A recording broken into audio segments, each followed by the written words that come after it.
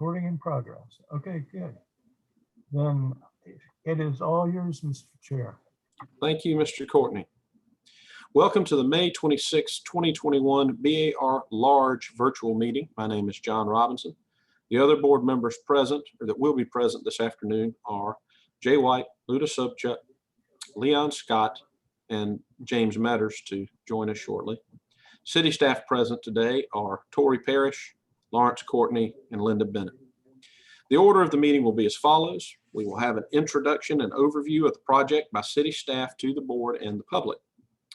There will then be a period for applicant presentation, which is a 10-minute time limit as determined by the chair, and any questions of the applicant by the board or staff. Any and all presenters should clearly state their name for the record. Persons affiliated with the project, be they owners, developers, designers, consultants, or other affiliated persons, should speak during this portion rather than during public comment. There will then be a period of public comment. Public comment is a 10-minute time limit or its equivalent as to the applicant presentation as determined by the chair. The applicant does not respond to comments made during public comment. Please, if you are a member of the public, please clearly state your name for the record. There will then follow a period of city staff comments and recommendations. This is in turn followed by applicant responses or clarifications to the public comment and city staff comments and recommendations. 5-minute rule applies to this portion as well. The applicant will then take a seat and will speak only if called upon by board or staff. This is followed finally by the board discussion and vote. The applicant presentation and the public comment are at this point closed. The applicant may clarify inaccurate information when recognized by the chair by raising their hand and waiting to be called upon. Otherwise, they may only speak if they are asked a question by a board member. There are no items this evening that have been withdrawn or deferred, which means we have 6 agenda items for this busy evening.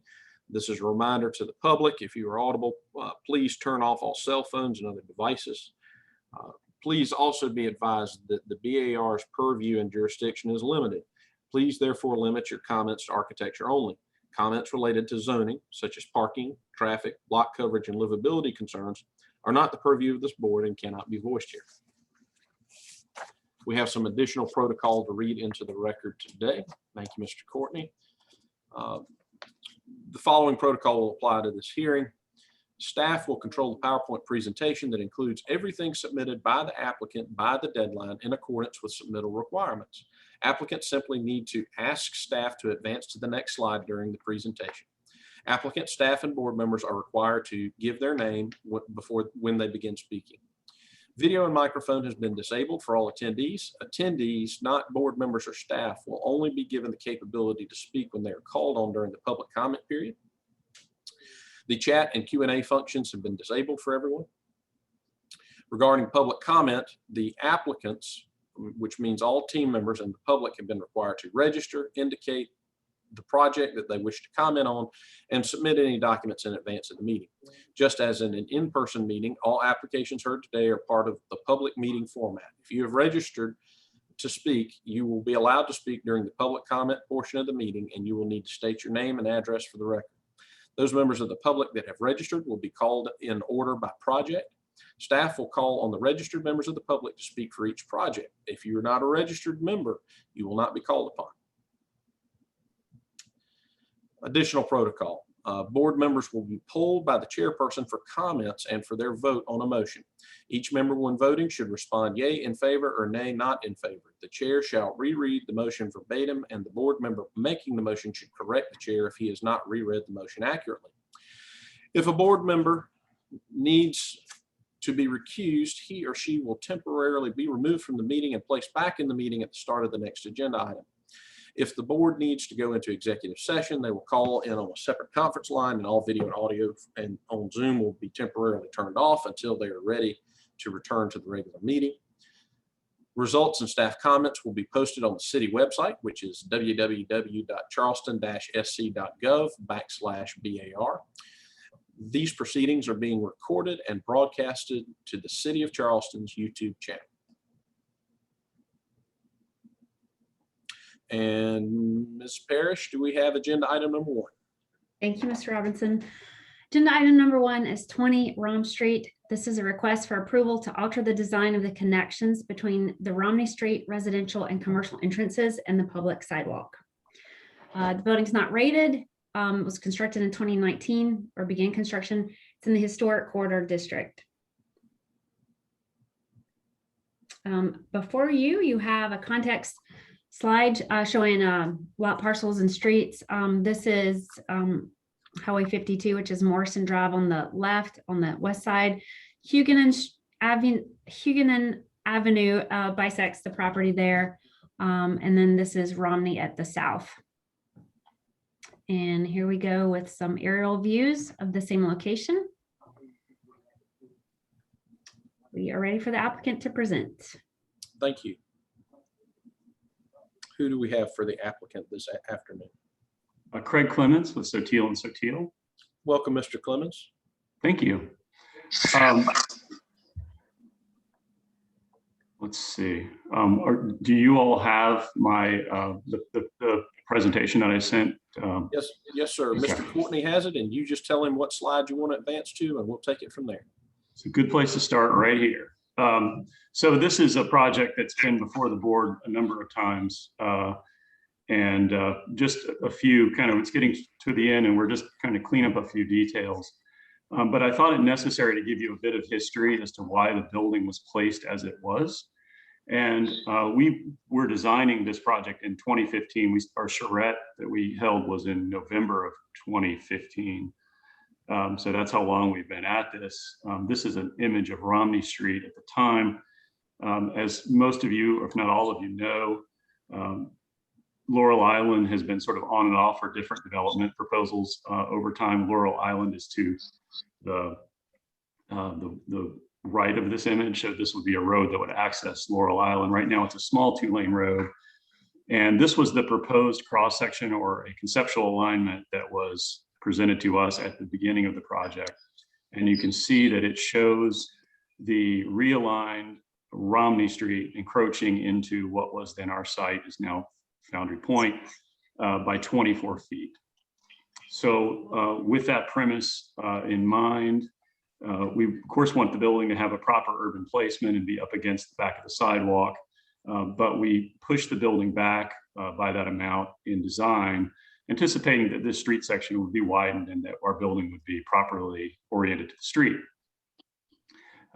We were also hoping that over time, at some point, the city of Charleston would take this over from the DOT and do more of a proper urban street section. This is obviously very sort of highway street design, but you know, that was out of our control at the time, but we did want the building in the proper relationship with the street. So the street was also supposed to be elevated, like the roadway was supposed to be elevated. And so this informed both the placement relative to the street in terms of horizontal distance, and also the setting of the finished floor elevations of the project. Next slide. So this was our conceptual, this is an excerpt from our conceptual. You can see kind of just below the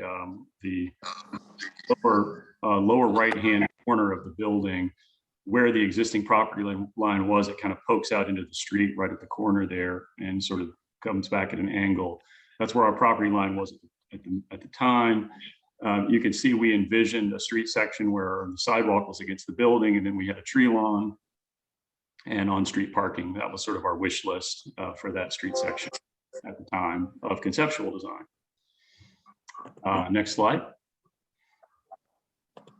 So this was the landscape architect's site plan from the final BAR submittal. And you know, going through the TRC process, we sort of had to reconcile where the curb was at the time. And so what we ended up with was a rather odd situation where we have the sidewalk up against our building and the curb is way down below us. We're further off the street than we'd like to be. But you know, we're sort of again hoping that long-term this street section would be improved. Should also point out that this drawing at this point does not really deal with the elevation change, the fact that the road is lower than the building. And also subsequent to this, the DOT required a kind of their standard, you know, 4-foot concrete ribbon sidewalk down at the curb. Is not shown here, but we are being required to pour that. So we're going to have 2 sidewalks, which is just, you know, the plot thickens, but that was that was subsequent to this drawing. But you can see we have a kind of an odd street frontage situation. So next slide. This was an interim design that our firm was not a part of. I guess this was, from what I understand, the landscape architect and a civil consultant to connect what was supposed to be the sidewalk against the street, which is up at the building, and the small DOT sidewalk down at closer to the curb. And what this proposed was a big stair in the middle in front of our stair, and two long ramps asymmetrically situated on either side of that, flanking down and connecting to the street. We do have an ADA entrance on this frontage, and so we did need ADA access, and those ramps were the proposed solution. I was not in favor of this design for a couple of reasons. One of them is the big stair in the front. There's actually a drainage inlet right in the path of it that's existing. And secondly, it really occupies our better part of our street frontage with these ramps that are parallel with the street. It creates this sort of a barrier. I can't imagine this would be a very sightly situation when it was executed.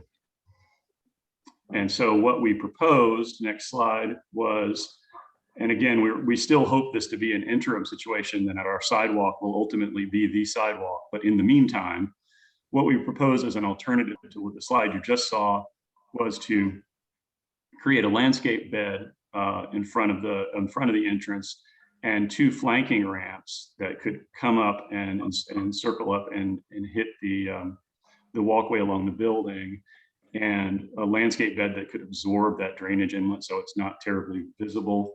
And then adding 4 stairs along the sidewalk to connect the DOT sidewalk up to the commercial storefronts at the building.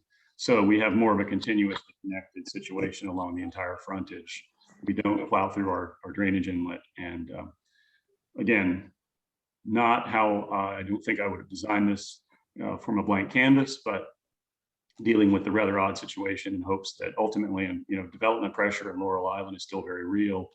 And I do believe that street section will be reevaluated at some point in the fairly near future. But this was our proposed solution in the interim.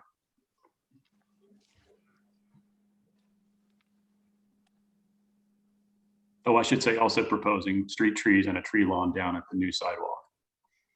Okay. Down at the new curb. Mr. Clements, does that conclude your remarks? Yes, it does. Okay, thank you, sir. Mhm. We will now have the opportunity for public comment. Ms. Parrish, do we have any public comment on this project? We do not. Okay, we'll move ahead to city staff comments and recommendations. Sure thing. Staff observations. Number 1, these revisions are necessitated by changes to previous city plans for the widening and elevation of Romney Street after TRC review, ADA requirements, and what appears to be a lack of coordination of site work during construction. 2, working with the applicant on site work has been challenging throughout the project, and there has already been unapproved work performed. And 3, if the significant Laurel Island PUD occurs, it is likely that Romney Street would need to be improved and possibly widened. And staff comments. While staff would have preferred to see a simple continuation of the steps from the building 1 entry and the upper walk down to the sidewalk, as shown in the most recent TRC sketch, which is similar to that which was presented to the board at final review, the above factors have forced an alternative response. 2, the current proposal does a good job of dealing with existing and possible future issues. 3, staff communicated with the applicant on several occasions the need to connect the upper walk to the North Romney Street sidewalk, which was indicated in the preliminary and final BAR review designs, and this has been ignored. This has resulted in an abrupt ending of the walk on the eastern point. 4, the oversized and conspicuous area drain should be painted and well screened with landscaping. And then the staff recommendation is, as this area of the city is apparently in a somewhat unsettled state, staff reluctantly recommends approval of the revised entry area plan. Okay, thank you very much, Mrs. Parrish. Let's see. Mr. Clements, do you have any response to city comments or recommendations? I would like just a clarification on item 3. Yes, sir. And just, I thought, I guess that's what I thought we were trying to accomplish with this proposal, is the connection of those upper and lower walkways. I just want to make sure I understand. Right, we're talking about something that had been part of the preliminary and final review at the eastern point. If you want to go back up to the slide, we can point it out. On the eastern side, you could, yeah, right there. Ah, I see. So in some of the prior reviews, that connection was made to the sidewalk, and that's not been done on site. Okay. And I don't see any reason why that could not be included in this improvement with us. I'm not sure what the grading situation is there, but I believe that can be accomplished with steps. Well, we don't, I mean, that would be ideal. And I think that all of that concrete has already been poured. So, but that would be an ideal situation. I don't Well, know if, yeah, the concrete on the walkway has been poured, but I don't think this, I could be wrong. I'm in Savannah, but I don't think the sidewalk has been poured. Okay, well, maybe it is a discussion point for the board then. Okay, very good. Thank you, Mr. Clements, and Mr. Parrish. Thank you for the clarification. Sure thing. At this time, we will have board discussion and potentially a vote. What do my fellow board members have to say about the Romney Street project? Well, I'll kick it off, Ed, by first observing that I'm not exactly sure that Mr. Clements was involved in how we got here, but it seems like this is not the first time that he's been involved in the proposed solution to the mess. So I think what's proposed is more than adequate. I think it's completely fine. And with the connection of the eastern walk, like y'all were just discussing, it will always look a little weird so long as there are two sidewalks there, but hopefully that will rectify itself in the coming years. So I agree with staff's recommendation. Thank you, Mr. White. Any other board members care to comment on 20 Romney? Mr. Chairman, this is James. I Yes, sir. agree with Jay's comments and staff's comments. This is Leon. Yep. Yes, sir. Leon Scott. I am as well. I'm in agreement with staff and board comments so far. All right. Anything from Luda? Yes, I have a question. Can we go back to that solution sketch Sure. quickly? Yeah. How the transition will be handled between the street sidewalk and that slope up to the building sidewalk with the steps and all that? Is there a retaining wall, or it's a berm, or what is it? Do you have a elevation of the building with that part of the landscape and hardscape Yeah. by any chance? Yep. Yes. Hold on just a second and we'll let Mr. Clements respond if he has an answer on meeting. Sure.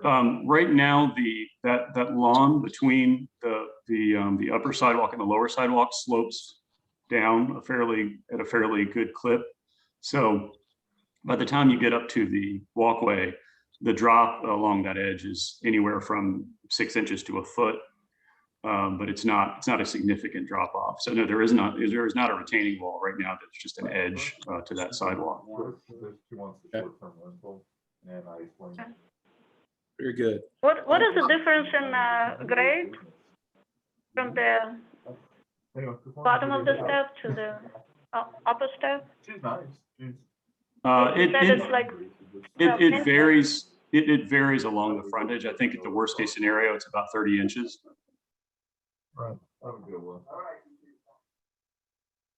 It's most pronounced at the eastern side, and it's the closest at the western side. So something will be there vertically to hold that building sidewalk, right? Yes. Anyway, the slab turns down. So yeah, it's not just hanging out there.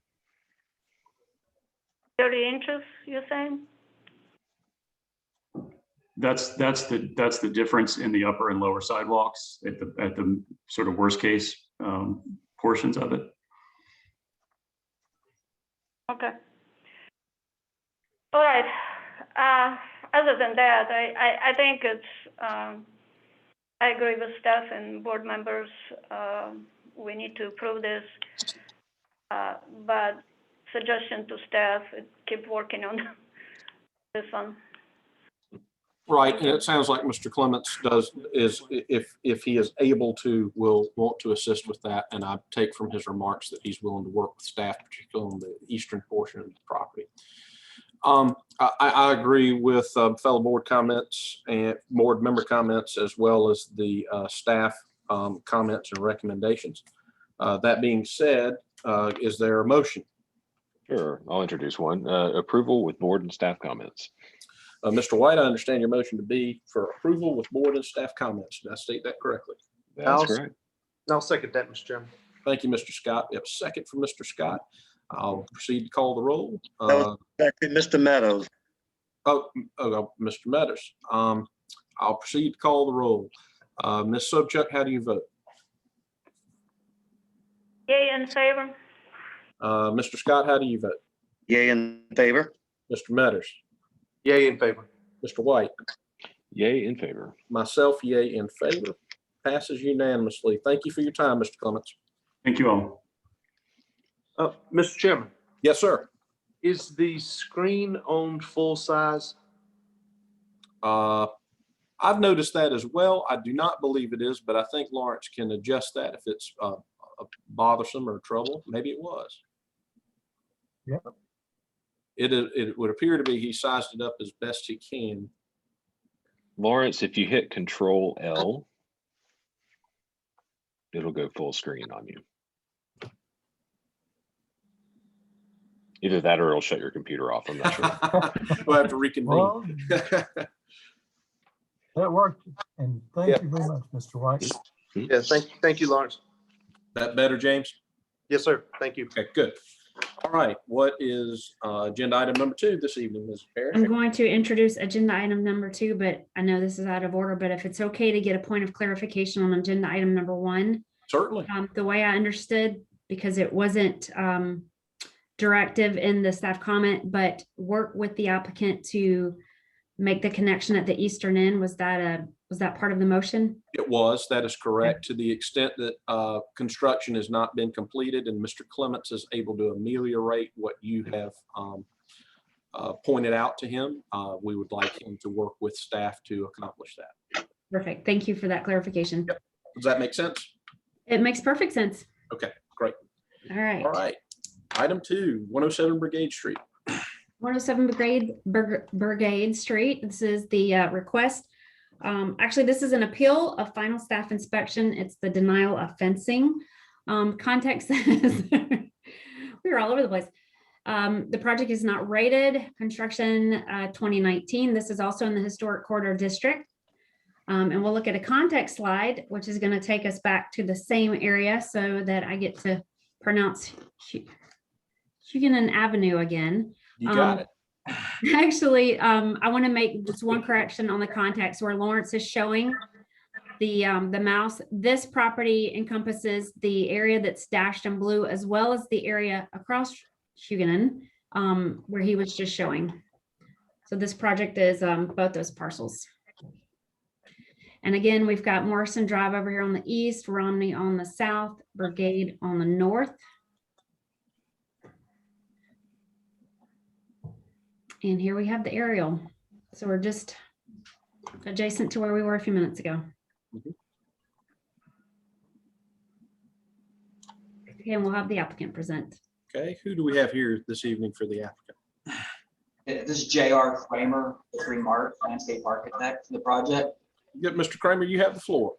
All right, great. So I think this may be the last item for the project to get it approved for the BAR. And so we've been working hard. Unfortunately, we could not find the original stamped BAR drawings. The project, the builder, the general contractor no longer had them. So what happened, this image right here indicates, it's highlighted as the existing fencing has been built on site. It's a decorative steel fencing. And I know originally it was noted that the fencing should not have any fasteners. The fence that we specified, which was a steel fence, we did not think had fasteners.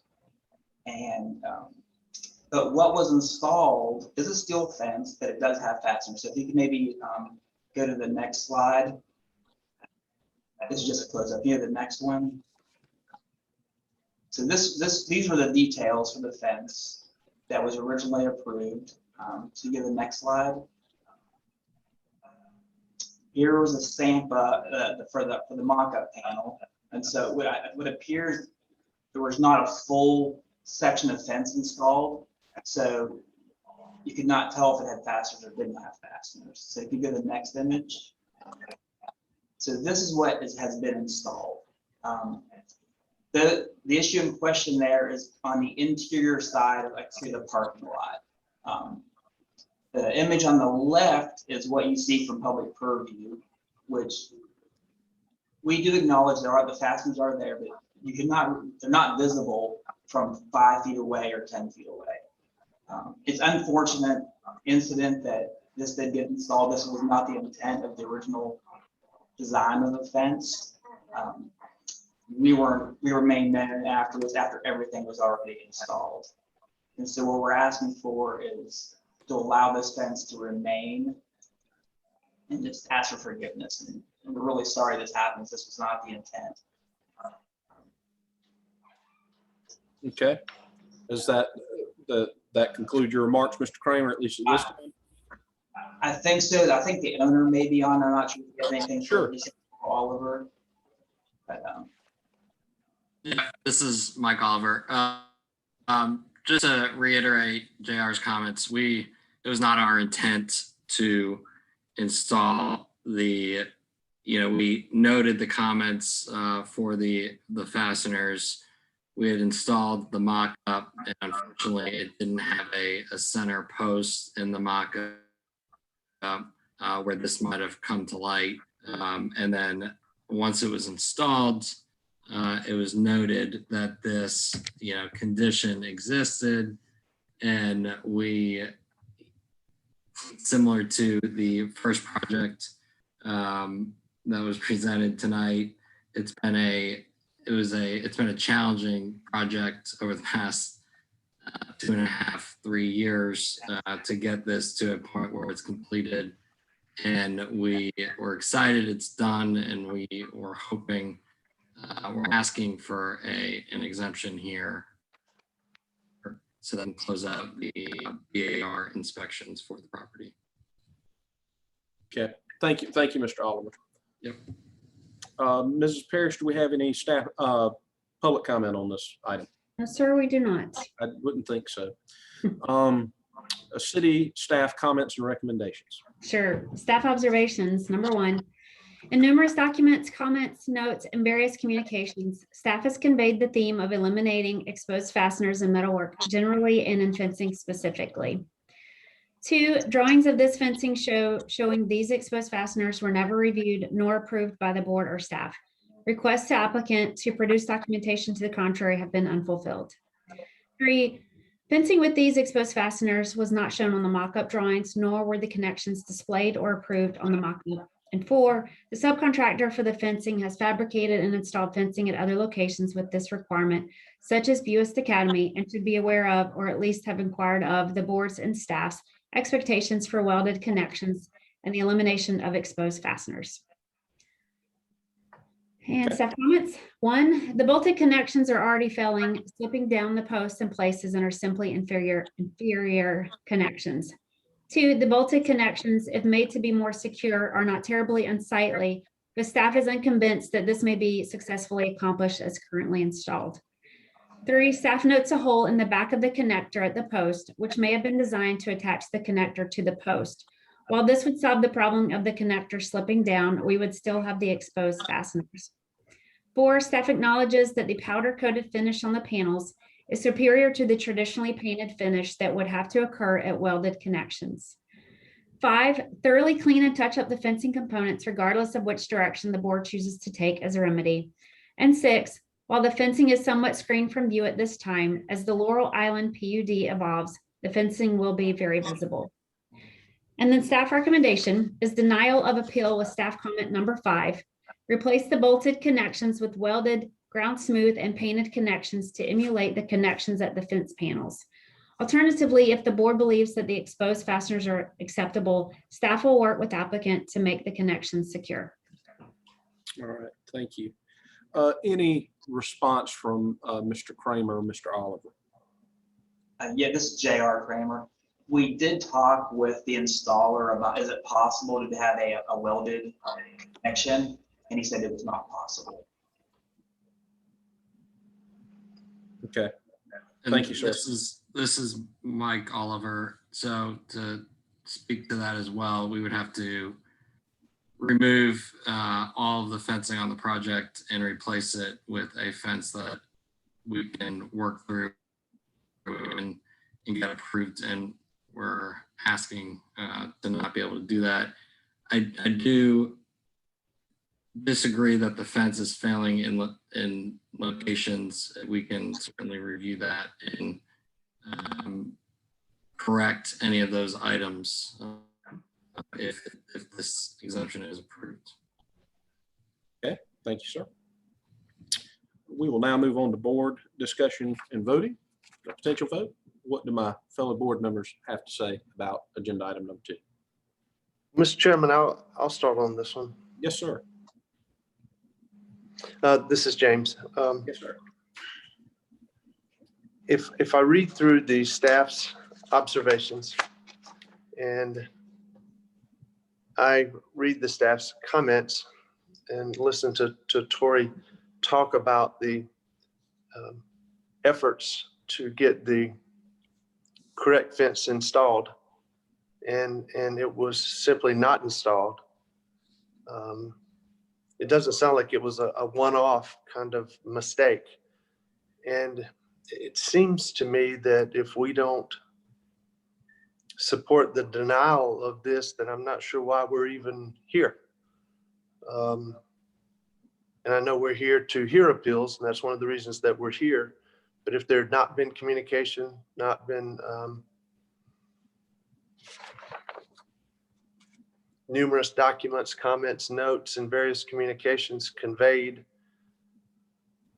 the elimination of the exposed fasteners in the metalwork generally and fencing specifically, maybe I'd feel differently, but it seems clear that while a mistake that Mr. Kramer and Mr. Oliver did not personally make, someone did. And I appreciate their acknowledging that. But I would support the staff's recommendations for a denial of the appeal. Okay, thank you, Mr. Metters. Other board. I agree with Mr. Metters. Thank you, Mr. White. This is Leon Scott. I also am in agreement with Mr. Meadows as well as staff recommendation. Yes, this is Luda. I'm in agreement with everybody. And, if that post would not be omitted on the mock-up, it could be caught up early enough, but now it's unacceptable. So, Mr. Chairman, I want to thank Luda for bringing that up. I had that on my notes and failed to do it.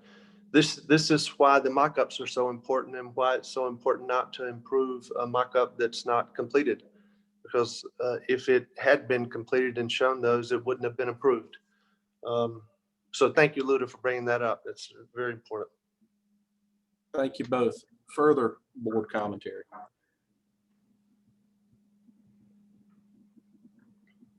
I'll introduce a motion if everyone's ready. That'll be fine, Mr. White. Okay, I'll make a motion for denial of staff appeal with staff comment number 5 and with board comments. Mr. White, I understand your motion to be for a denial of the appeal with staff comment number 5. Is that correct? That's right, and board comments. And board comments. Do I have a second? I will second. This is Leon Scott. I'm going to rule Mr. Scott as having gotten that second in before Mr. Metters. Very good. We have a motion by Mr. White, second for denial of the appeal with staff comments number 5 and comments generally.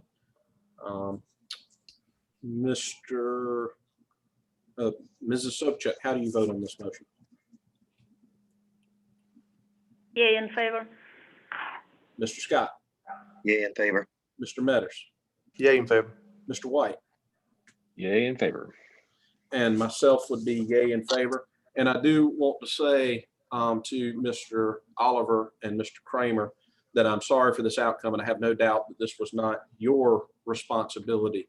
But we have to be very careful about the exceptions we make with finishes. And I would just like to say it's a very unfortunate situation all around. John, am I allowed to ask a quick question? Yes, sir. Are we, and I know we are, this was already voted on. Is it possible to only do it at the areas that are along the public right of way and not internal to the property? I would have to defer to the staff to educate me on those parameters as they understand them. So I will defer that question to either Mr. Courtney or Mrs. Parrish, whoever, or both, whoever's best able to answer. Well, Mr. Chairman, do we want to do that during this meeting, or if? Well, that's a good point because we've already taken the vote. I think we can get back with that, and if it has to come back up in terms of the scope of this, it can be on a future agenda. Thank you. I will plan to reach out to Lawrence and staff tomorrow. Great, thank you, and to the extent that something can be done to accommodate Mr. Oliver, we'll work on that and speak with them in that regard. Thank you. Thank you. All right. Agenda item number 3, 838 Morrison Street. This is the request for approval of the mock-up panel. This is in the historic corridor district. It's not rated. The context slide will show you the site. The site is bordered by East Bay Street, Morrison Drive, Johnson Street, and the ramp up to the Septima Clark Parkway Ravenel Bridge. And then this is taken from East Bay Street looking east. You can see the project site there. It looks very different now, but this was the existing site photo. You can see the bridge ramp in the distance. This actually is taken from the ramp up to the bridge looking southeast. And this is taken from the intersection of Johnson and Morrison, or East Bay. Sorry about that. And looking towards the site. And this one is looking the opposite direction from the same intersection. We'll have the applicant present. Who do we have here tonight on behalf of the applicant? Good afternoon, everyone. This is Chuck Travis. I'm a principal with the Housing Studio in Charlotte, North Carolina. Also have our project architect with us today, Rick Kamakaris. So both of us will have some brief comments to talk about something that we're very excited to be presenting, which is our mock-up panel and discussion of our exterior materials.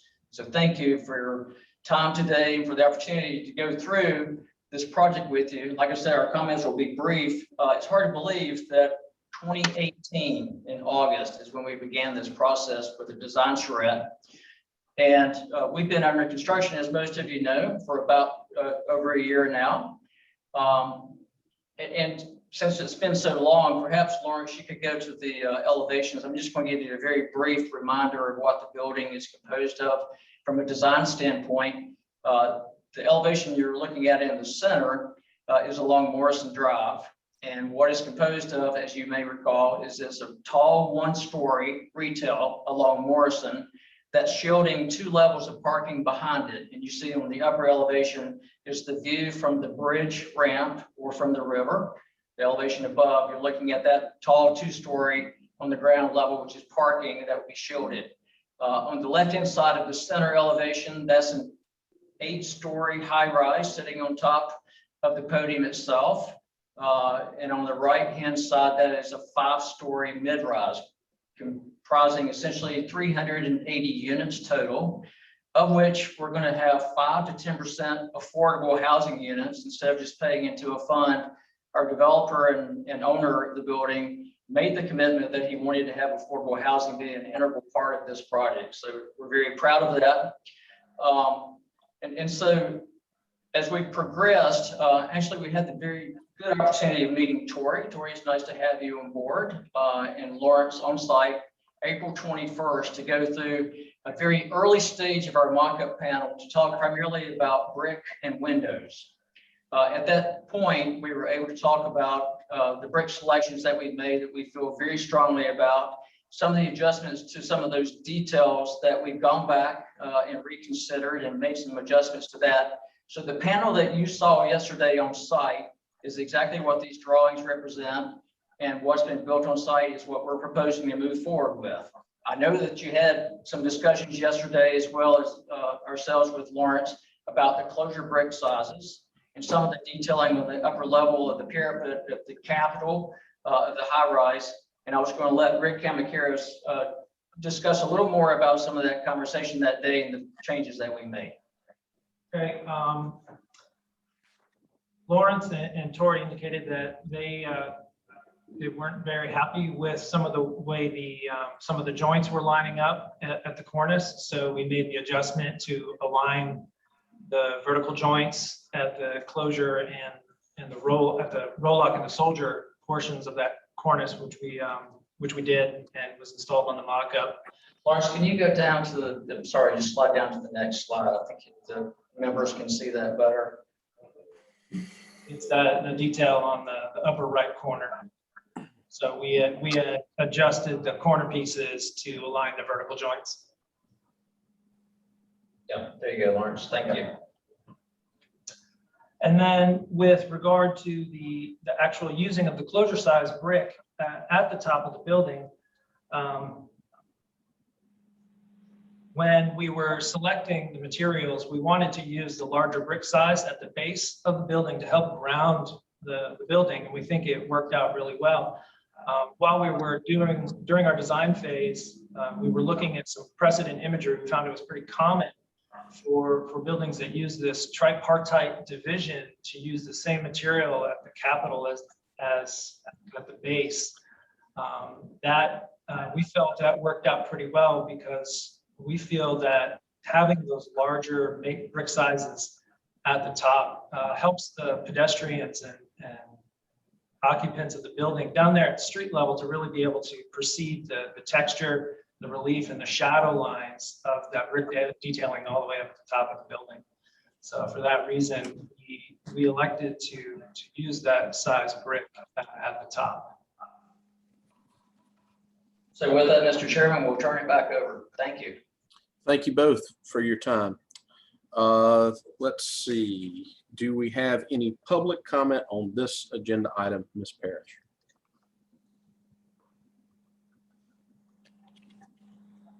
We do not. Okay. We will proceed to city staff comments and recommendations.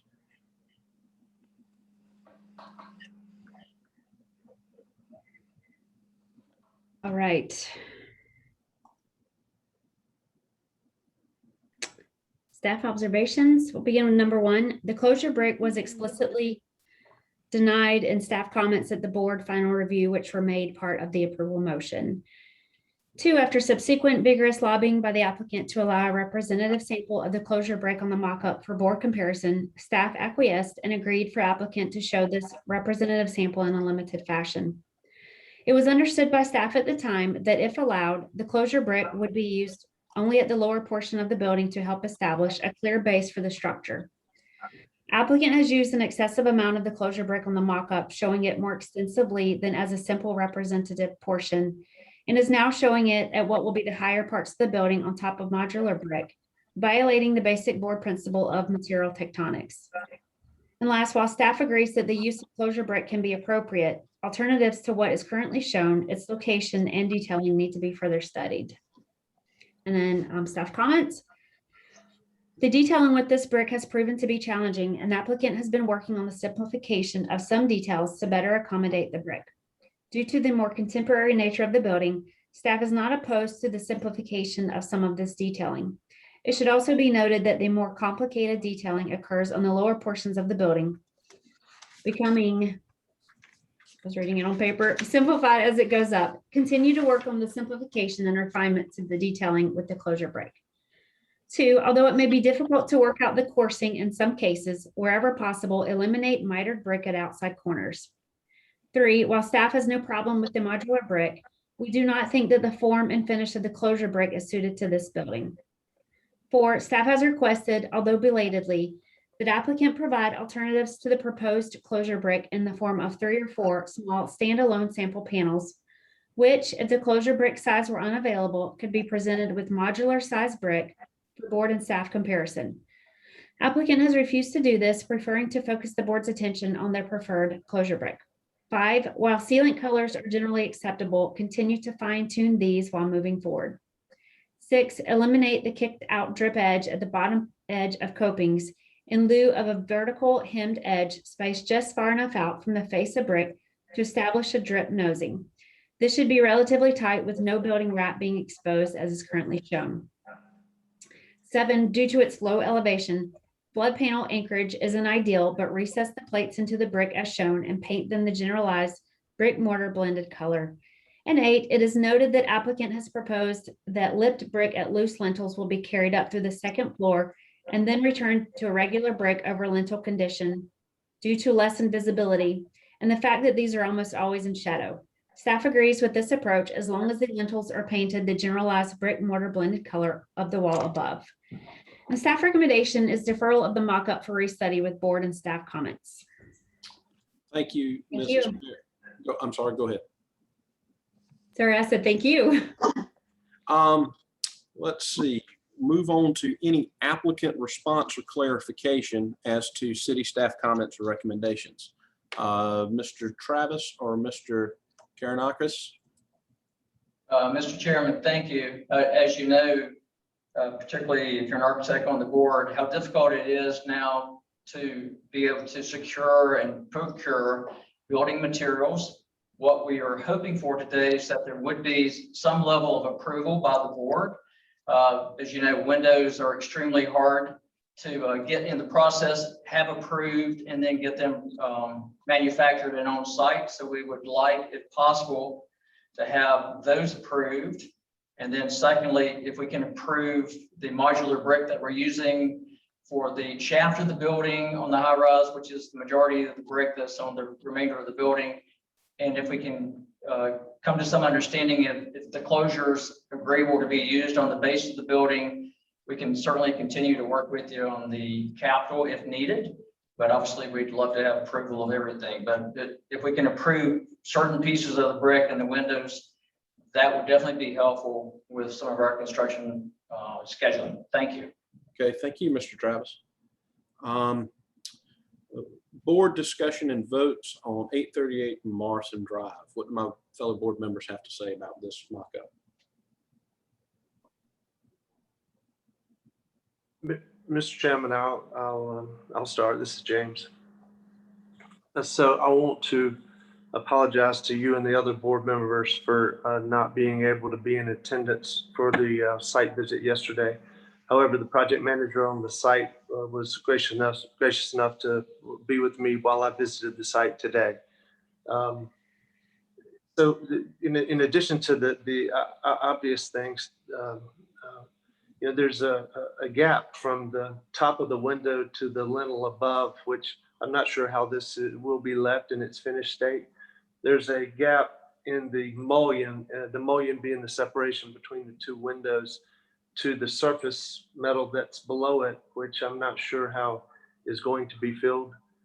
You know, the use of the fact that you can look up and see the holes of those bricks throughout the mock-up was, I mean, surprising to me. And we all certainly understand the challenges and difficulties with supply and demand We all learned that a long time ago, which is, why we have to be the best planners that we have ever been right now. I think about the previous application, and there is no application that's ever like any other application. Applications shouldn't be compared to each other. However, my memory is that, one of the issues with the previous application was the fact that something wasn't shown in a mock-up. And if it had been, it may have created a situation that would have prevented a problem. And I try to learn from that. And I hope that we deny this, because I think it's an incomplete mock-up. Thank you, Mr. Metters. Further board commentary.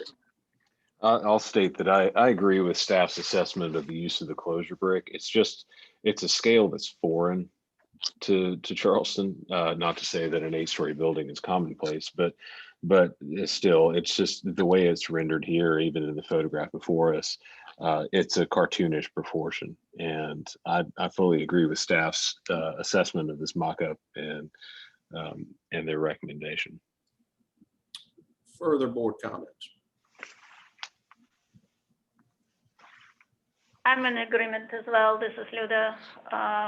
With all the staff comments and recommendations, as well as notes James made additional to those comments.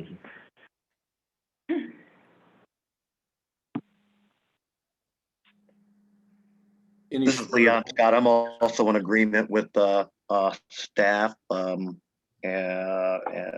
comments as well, and as well as my my fellow board members thus far. Okay, thank you, Mr. Scott. I would just add at the visit that I, for one, thought that the cornices, et cetera, were actually rendered quite well. I believe that the board, or the staff rather, has given some flexibility with materials, again, but given the contemporary nature of this material, but I think that their recommendations are sound. And so therefore I would join in the staff recommendation for deferral of the mock-up to address and tighten up these issues and make sure that the mock-up that we receive is final and complete. But for reasons we've discussed at other meetings, the issue of getting materials delivered is something that we deal with and we're seeing all the time. They're studying possible policy revision. Again, it's very hard to do something on a piecemeal basis, especially when a mock-up is effectively the guarantor of what the finished product is going to look like. So with that being said, do I have further board commentary or a motion? I'll make a motion, Mr. Chairman, that we defer the mock-up with board and staff comments. Thank you, Mr. Metters. Your motion, as I understand it, is for deferral of this mock-up for restudy with board and staff comments. Is that correct? Yes, sir. Is there a second to that motion? I'll second that. Mr. White seconds that motion. I'll now call the roll. Mrs. Sobchak, how do you vote on this motion? Yay in favor. Mr. Scott? Yay in favor. Mr. Metters? Yay in favor. Mr. White? Yay in favor. And myself, yay in favor. Thank you very much. Now move on to agenda item number 4, Mrs. Parrish, 363 through 369 King. All right, this is the request for preliminary approval for new construction of a student housing development behind existing historic structures to be rehabilitated. The historic buildings are category 3 and 4, constructed 1892 and pre-1884. These are in the old and historic district. For context, we've got the red outline there, but you can see Calhoun along the top of the page, King Street on the right side of the project there.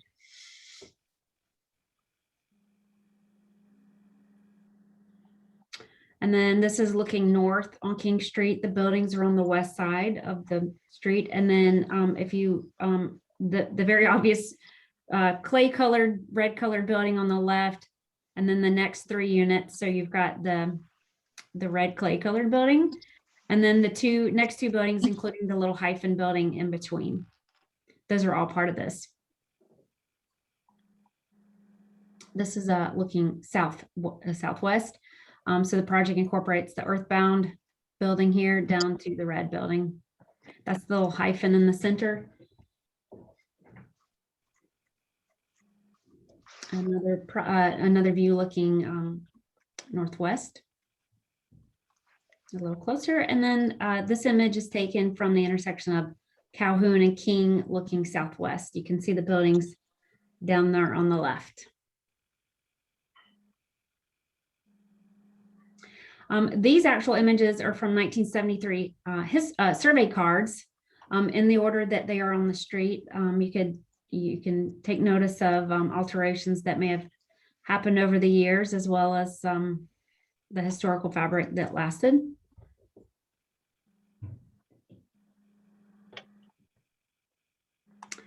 The previous motion was conceptual approval with staff comments. That was back on January 13th. And then I can read the previous staff comments. I'm not sure if the applicants got those in there, but I'll run through them real fast. A, the building has been lowered to 5.5 stories per board motion with a flat roofed penthouse, and the overall building exterior is better articulated. Again, this is the structure behind the historic buildings. B, it is noted again that the cornice is shown as GFRP, which staff believes to be appropriate for this location, although samples need to be provided for the actual material proposed. C, the rear building is now very minimally visible from any public right-of-way. D, exterior lighting is to be subdued at the second floor terrace on King Street and at the rooftop penthouse level. The staff recommendation was conceptual approval of the new rear student housing block with the previous conceptual approval for work related to the historic structures with previous and current staff and board comments. There were no board comments during the January 13th meeting. And we'll have the applicant present. Thank you. Who do we have here for the applicant? Mr. Ramos? Yes, can you guys hear me? Yes, sir. Yes. I'm here with my colleague, Kira Brower. We turned on the camera in this meeting room and it was upside down. So we're going to go no camera tonight. So, but I did put on a tie. So I'm going to talk about the new buildings. I've been focusing on the new structure, and Kira's been the architect that's focusing on the historic buildings. Because this is a preliminary meeting, we're going to first highlight the changes that were made since our previous design, which are minimal, and then we're going to point out some of the details. There are a lot of details in the package, but in interest of time, we're only going to focus on just a few of them. If you could scroll down to the next page, please.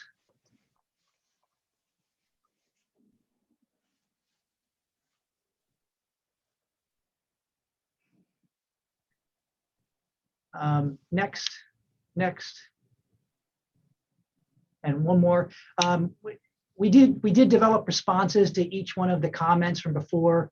Again, in interest of time, I'm not going to go through those, but we will be talking about them as we look at the drawings. Next, please.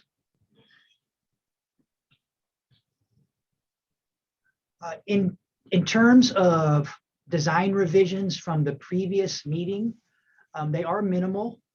In terms of the new building, we've tweaked the muntin or the mullion pattern for the storefront windows that are at the very top of the building at the 6th floor. You can see just some subtle differences. Also up at the 6th floor, we previously had an outdoor fireplace and chimney, as well as a covered porch. But unfortunately, we removed those items from the design. But what that does mean is that even less of the building is now visible because those were items that were visible from before.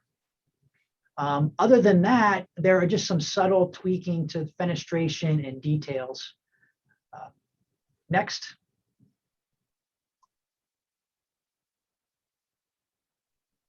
And this is what that facade looks like if you were to peel away the buildings along King Street. Again, very, very similar to what was presented before. Next. This is the north facade. Again, very similar. We did tweak the amount of glass that was up at level 6. We had floor to ceiling glass on this north facade, but we found that we really needed to use a lot of that space for mechanical. And so we effectively eliminated a lot of the roof terrace that was up at that area and are using high windows instead of floor to ceiling glass. But in terms of what is visible from about Marion Square, it's really a very minimal change. And again, you can see that the chimney is now gone.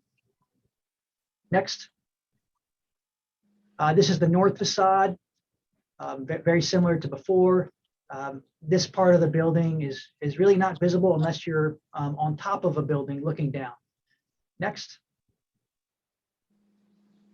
And this is the west facade, the new design on the right, the old design on the left. You can see we've just done a little more composing of the facade. We've added some of that paneling detail, and but again, not really visible from the public right away. Next. We can zip through the floor plans as there are no notable changes. The only exception would be at level 6. If you go back one, if you look at the old level 6 on the left, we had a swimming pool. We also had an outdoor porch on the far left and the fireplace. Unfortunately, we due to some cost constraints, we had to eliminate the swimming pool.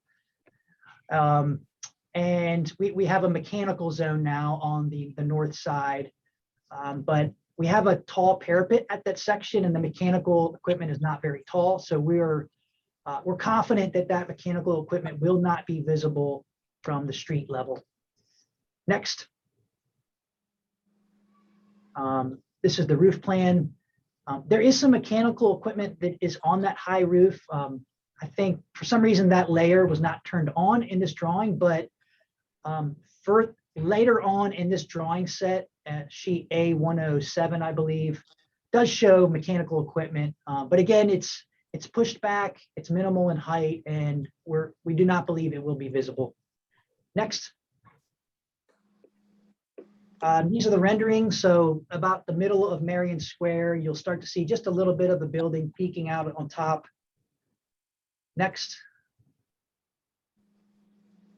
And then if you go all the way to the back of what would be the northeast corner of Marion Square, again, you'll see part of the top of the building. Really minimal because there's a lot of trees there. But in terms of changes from before, nothing of any significance. Next.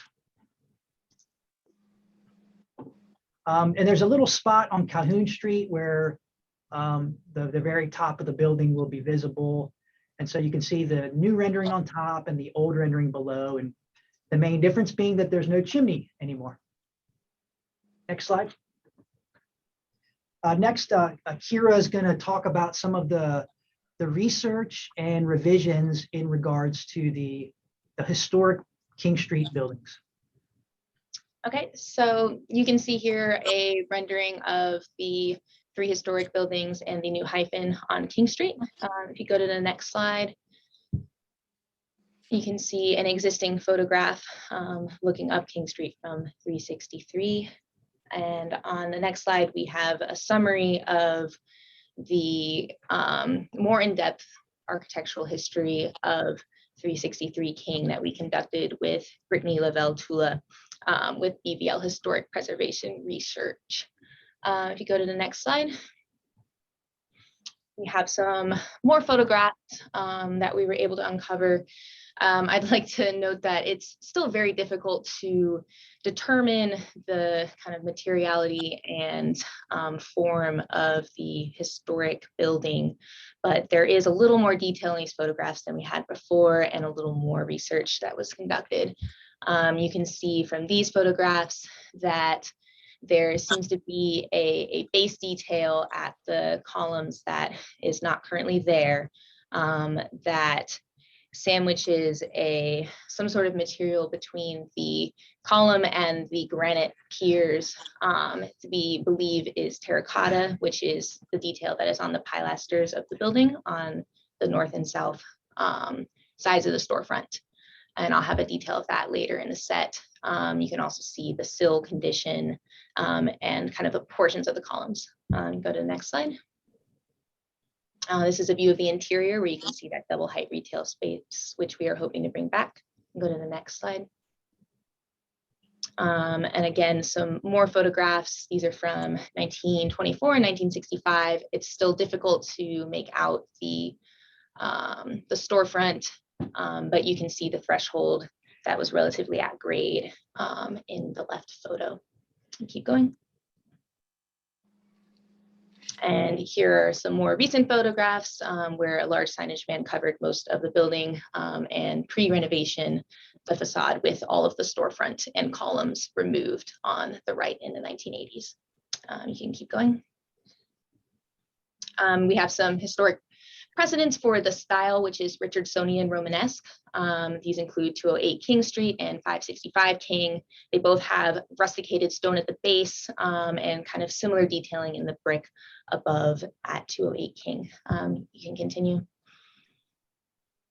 As well as 309 Meeting Street incorporates arches and rusticated stone, and the granite piers at this building are very similar to the ones that are found on 363 King. You can keep going. And you can skip through these as this is the research from our previous submission, and we've discussed this information already. Here's a section through the existing building where you can see the historic and the 1901 construction in the back, which will be removed. You can keep going. We have some photographs of the other buildings as well, 367 and 369. To note here, you can see the existing terrazzo at 367 and the kind of angle that is cut into that, which we are hoping to pronounce in our new storefront here. You can keep going. And this is 369 and a hyphen and the existing terrazzo here as well. You can see in the image. Next slide. And next slide, that's there. And some existing photos. Historic photos from 1950 and 1973. You can keep going. And you want to go down, I think, one more. So here you can see a comparison between our original design and the current recommended improvements. The first thing I want to note is the proportion of the columns and the bases that we had in the conceptual BAR were kind of chunky and not exactly to proportion to the building correctly. And so we've since refined that and made them align to the datums of the existing piers on either side of the storefront where we have that granite base and that terracotta detail. So that's the first element that we have improved upon.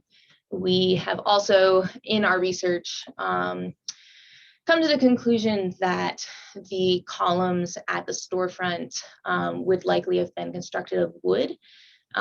This is based on historic, kind of the time period that this was created. We don't believe that cast iron decorative columns would have been introduced to this facade. And this is from our conversations with BVL Preservation Research. It's also related to the kind of the proportions of those columns, as they are rather slender and do not seem to be proportions that would be stone or masonry. We've also elected to remove the prism glass from the arched transoms, as this too is not indicative of the 1890s when this building was constructed. You can go to the next building. And this is a comparison between 367 and 369. At 367, we have removed the storefront and decided to mimic the geometry of the existing terrazzo. So that's what you're seeing on the right. We've added a signage band, and that's kind of everything that is going on in this building in terms of renovation. On 369, we've responded to the comments by raising the awning, and we will be painting that storefront and keeping the geometry the same as the original submission, which should match up with the terrazzo that is existing from the lesser's store. The next slide. And here you can see some comparison renderings. And we have a couple more if you want to skip to the next. Have a nighttime rendering comparing the two. The current is on the top and the previous is below. And I believe there's one more rendering. And this is our proposed design for the building. And so now we're going to just show just a few details and then we'll wrap up. If you could advance to sheet A203.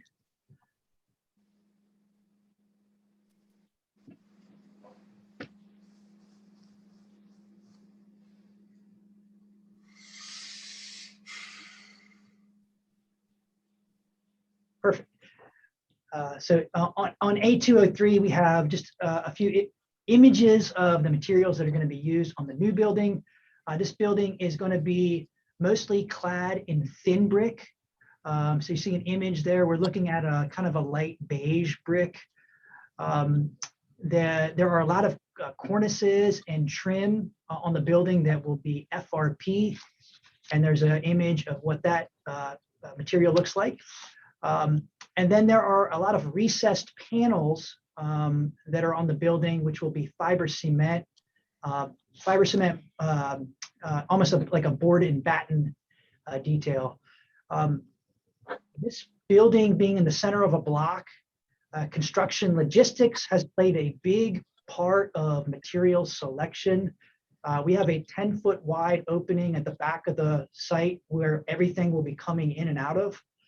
And so we are making choices to pick the lightest materials and the smallest materials we can get, which is why we are using things like thin brick on this building. Next slide. We have a full set of details in this submission. We put just a few of them on this sheet just to show you some of the more common details. The top right is the parapet detail where you have a big cornice that projects out. One of the challenges with working with thin brick is that it's very thin. And so getting depth to the facade is a little challenging. We are achieving recesses and depth in windows by actually furring out the metal stud framing an extra 2.5 inches. So we go from a 6-inch stud and then we fur it out another 2.5 inches. That allows us to get some depth and layering to the facade. Fortunately, the thin bricks do come in L-shaped bricks so that at corners, it creates the appearance of a full depth brick. So you can see that in the parapet detail. There are 2 window details on this sheet. There's a window header detail, which shows that FRP header on the left. And then on the right is a jamb detail. Again, there are more details to the set. The windows that we are proposing to use is a product called Rayhow, which is a composite window. It's being used right now on the Poinsett project that's being constructed on the Crosstown. And so that's another product that's light and but very durable that we're proposing for this project. Next, we're going to show you just a few of the historic building details. I think if you want to go to A341.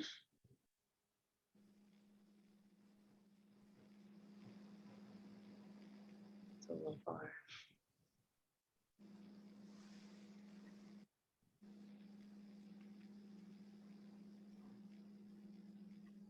So this A341 sheet has the details for the storefront at 363. And you can see the image on the lower right-hand corner, the terracotta detailing that's existing and the granite base. And so this is the basis for those column bases that will be across the facade underneath each of the arch points.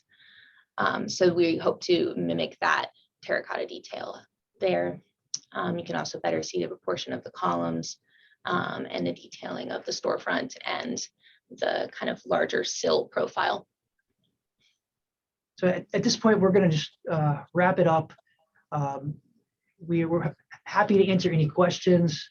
One of the critiques we got last meeting was to do a deeper dive into the historic research, specifically with 363 King, and we've done that.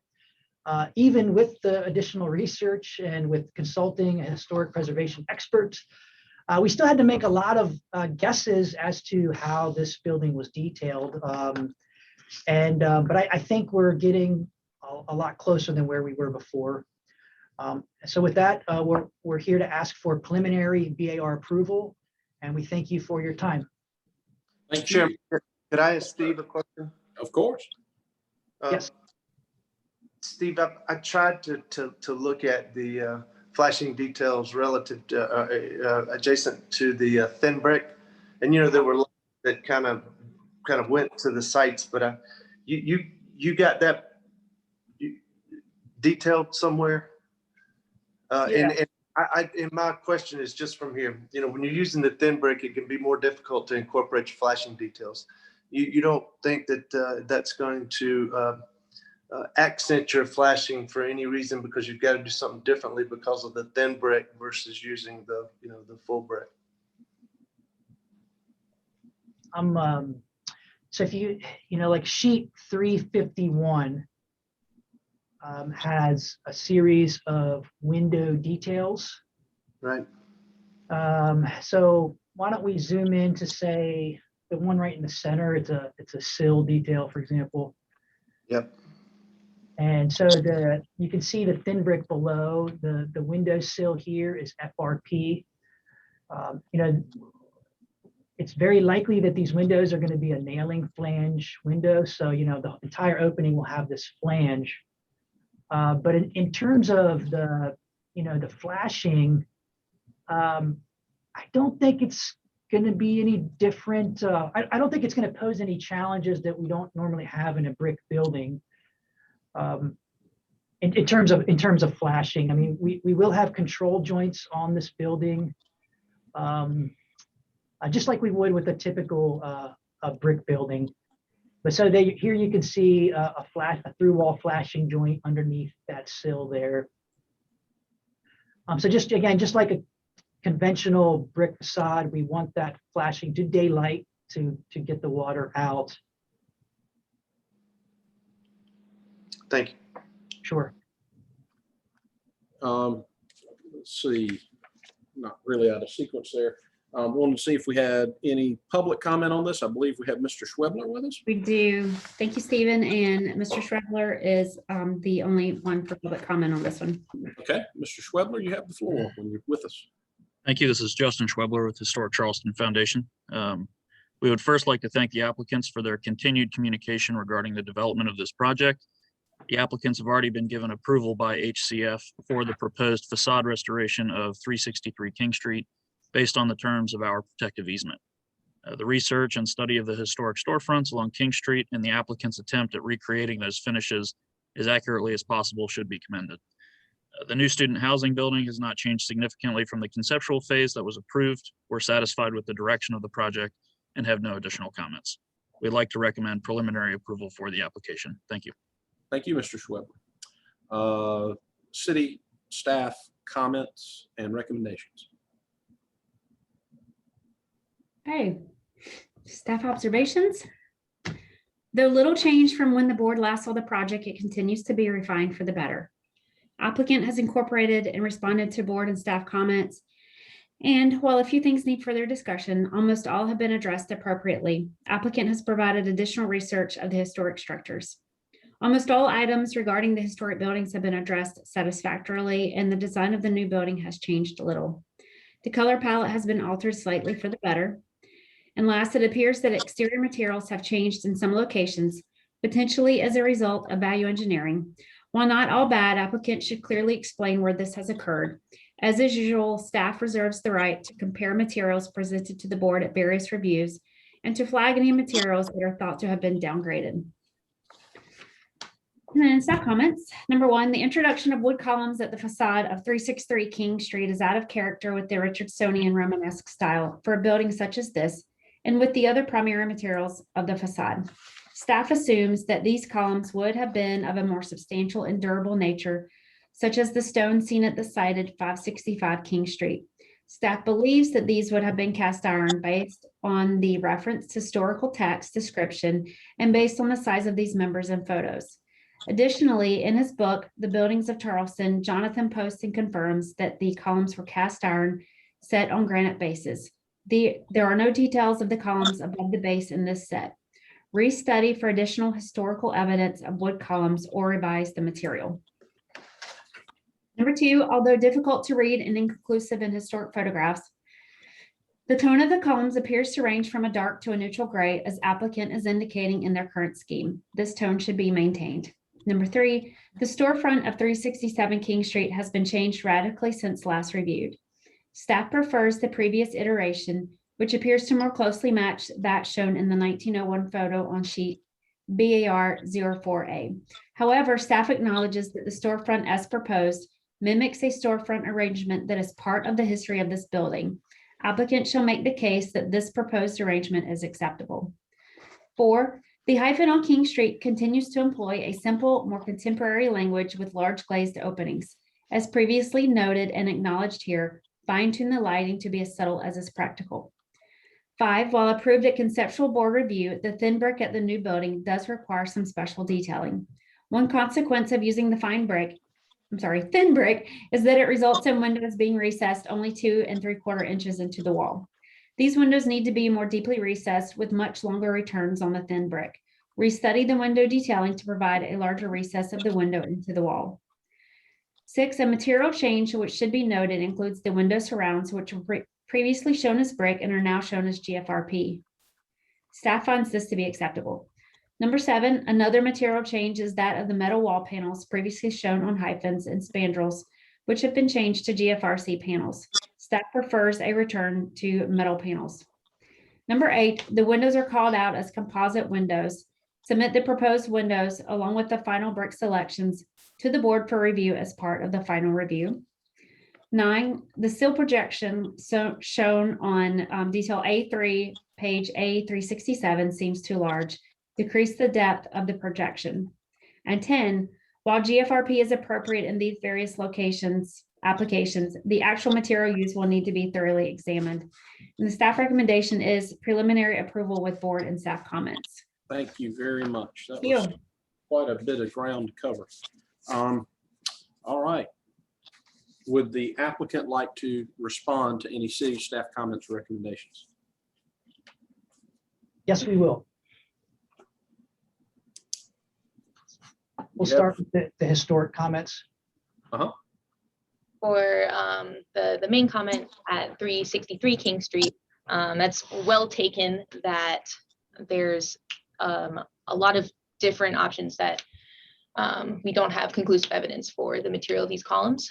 We're not opposed to having a cast iron column at this location. So we can definitely study that further to try and make this the most accurate representation of the past as we can. For comment number 2, we agree with having a darker color for these columns.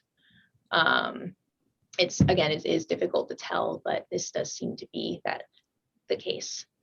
And for the third comment for 367 King, we do believe that having the storefront mimic the arrangement of the existing terrazzo is appropriate.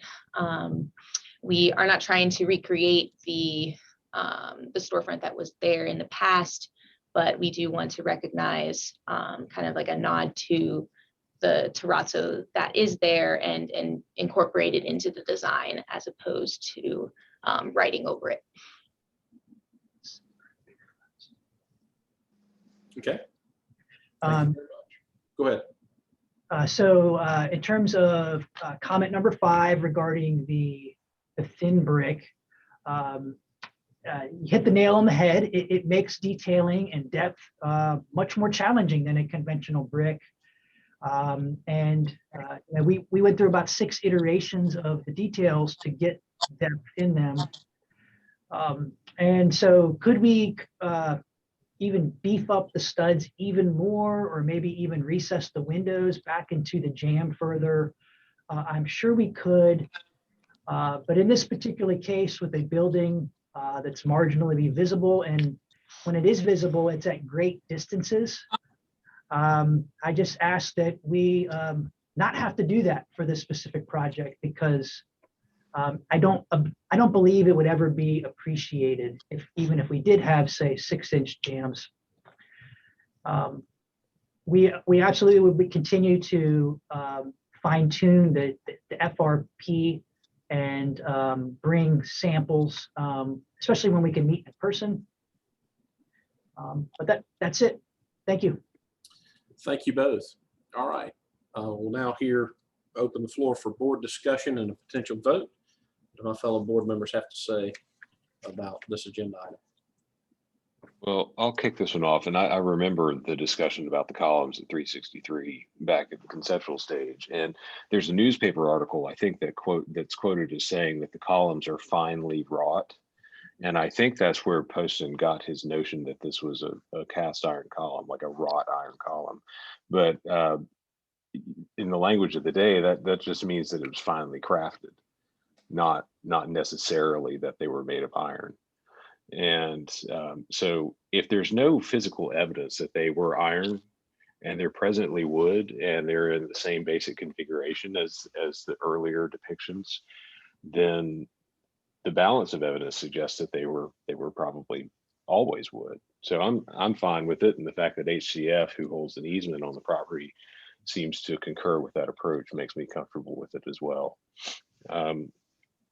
The storefront change on 367, I think, is fine. You work with what's there. And I mean, we're not necessarily restoring that facade to its original appearance. So I think that's fine. And the balance of staff comments I agree with. The only thing is that the Rayhow windows are a PVC product, if I'm familiar, if I remember correctly. And if they're a tabbed window, then you're only going to get so much depth out of them anyway, because they have to meet the wall assembly in a very particular fashion. But I kind of agree with the applicant in what they're saying about the limited visibility of that condition. And really, I think the detail is pretty successful given the extreme limitations on the palette. Thank you, Mr. White. Further board comments? This is Luda. About the depth of the recess for the window, actually, if you will have a full brick, you will have probably 2 3/8 of the recess if it's a brick veneer. So 2 3/4 seems works well, all things considered. And yes, the vinyl with the application, how it will be installed, will be difficult to move furthermore. I am in agreement about the wood column on a historic building, and as well as the storefront, new storefront, kind of framing the rather than what we saw the storefront previously. So I would be, with all other staff comments, I will be comfortable to recommend for a preliminary approval of this project. Further board comments? Sure, Mr. Chairman, this is James. I prefer the previous 367 east elevation. That's the first comment. The second is that I agree with Steve about the proximity of the building in terms of the recessed window. And, I actually thought about it a little bit differently, that, the further it's recessed, it does increase your likely success for having a lower maintenance. The further those windows can be, inset. But using these thin brick is, it just naturally creates that challenge. It is what it is. So if we're approving the thin brick, we're approving the the sequences that follow that. Okay, thank you. Further board comment?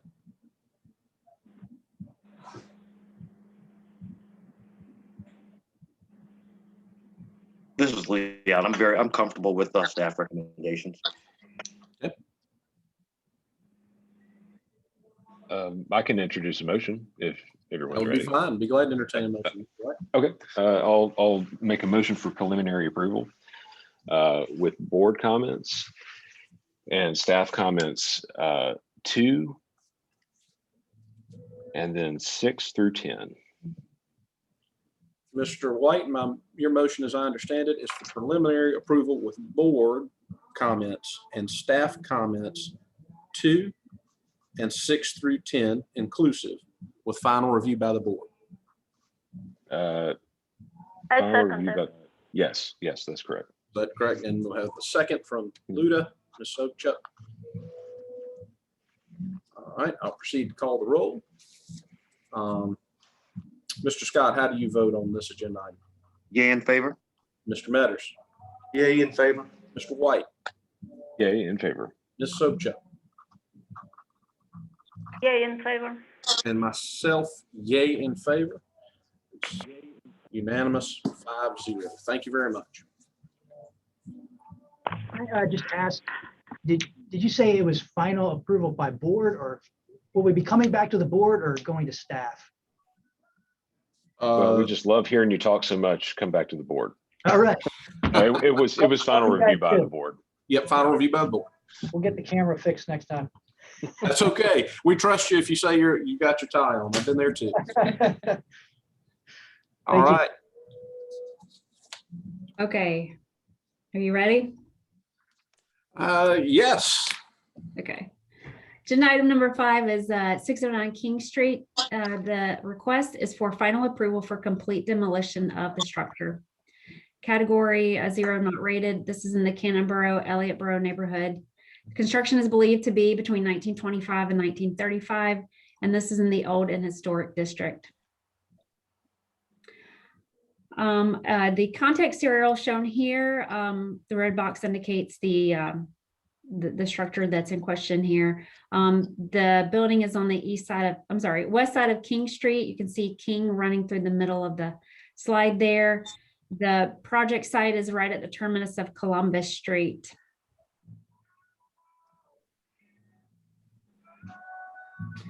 This is an elevation of the building.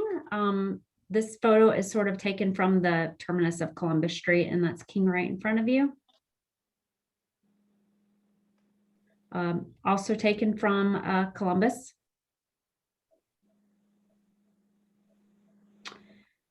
And looking down King Street from the project location.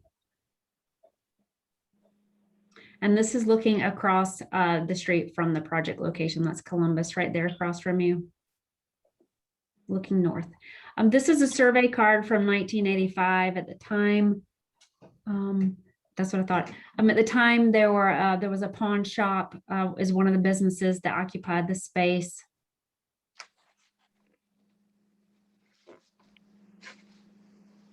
And we will have the applicant present. We have Richard Gow presenting this one. I am not seeing Mr. Gow in the attendees list. Perhaps somebody could tell me if there is another name we should allow in. That is funny. I thought I saw him earlier. Let's see who's on the, who else is on that team? Perhaps Ted Risch. Ted Risch. Ed, Yeah. there you go. Poor Ted. He's going to have to do it. Thank you. And we apologize for not putting in both of our names. I'm Richard Gow with LS3P. I'm here with Ted. And joining us in the audience are our clients from Liberty Senior Living, Scott Parker from Design Works, and the folks at Ramza.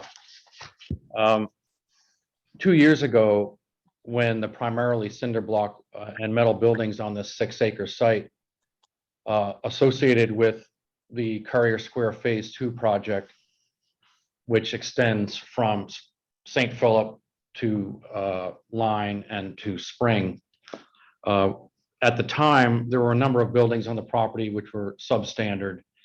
And at the time, Mr. Dowd, the city architect, advised us to wait on this building because of its location and some of the styling on it would lead it to be more controversial. At that time, he said he would like to see what was being proposed on the project site before he would weigh in. And we had conversations with the preservation organizations at the same time, and they kind of said the same thing. So because we have done design work on a building, we're bringing this to you at this time. And in an effort to be comprehensive, we feel like a comprehensive review of the ordinance, the historical features, the architectural features, the aesthetic features, the nature and character of the surrounding area, the historic and cultural importance, and the importance to the city are all very important. This isn't a test like a variance where everything has to be met, but these are the criteria that the board should be using. Next, please.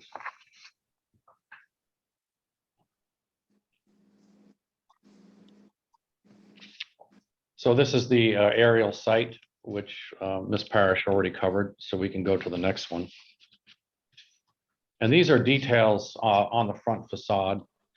You can see the condition of the building, the delamination at the unreinforced masonry pier on the left, or the horizontal cracks that occur at the pier where it intersects the panels at every one of the piers. And you can see where the photos are located. The building maybe was symmetrical at one time, but currently the openings, as you can see in the little plan, have a variation. And from the visit yesterday, you probably saw that the tiles on the two left and the center bay are similar, and the tile on the right is a terrazzo. And we think that underwent, most of the modification. But you can see the condition and the materials and how they intersect, and how what the condition is. Next. And these are some additional details. You can see the retail entrance in the upper left is the leftmost bay. That's where there was a restaurant culturally in the past. You can see the steel beam up above in the plywood soffit, the center bay, and you can see on the right-hand side on the upper, the retail entrance. The skirt board under the windows are currently vinyl, shiplapped vinyl, and the windows have been all boarded up because they were literally displacing by inches, several years ago, and we thought it was in the best interest of the building to preserve its condition and not let it just fall down. And you can see what the building is made out of in the photo on the bottom right. Next. This is a photograph of the north wall. Next. And this is a photograph of the south wall, which fronts a small alley on the property called Rogers Alley. And you can see the form is typical of a one-story building with a sloping roof towards the rear, with a stepping parapet as it moves to the back. On this facade, there are 5 openings, which are hard to see, which were square and horizontal in nature that have been closed up. It's a parge coat painted wall. Next. The front facade, which arguably is the part that most people gravitate towards on this building. The materials, as we saw yesterday, and on the 3 sides and the back are unremarkable, but the facade has some character, and What people have talked about is the in and out of the facade and the glazing percentage are good. We feel like the building is short for King Street standards, even old King Street standards. And at 9 feet, the soffit height is really very low for a current day or even a good retail building that one might like to see serving neighborhood retail. You can see the Art Deco styling that people have referred to in some of the commentary that you'll hear. It's primarily in the piers as they're built up and then stuccoed, and then the panels above the 3 bays are really just stucco projections in this kind of stepped fashion. The panel that's just below the stucco is different in each case. That's probably where a lot of the signage occurred. And that transition from vertical to horizontal is suspect at best. And where a lot of the cracking probably emanates from is right along that line. Next. This is the western side. It has undergone most of the morphology on this building as it's gone from retail to industrial, back to retail. And it has a slightly different block texture on this wall from the side walls. You can see the parapet at the structural wall on the left, and then there's a demising wall and a structural wall that projects above that projecting bay on the back.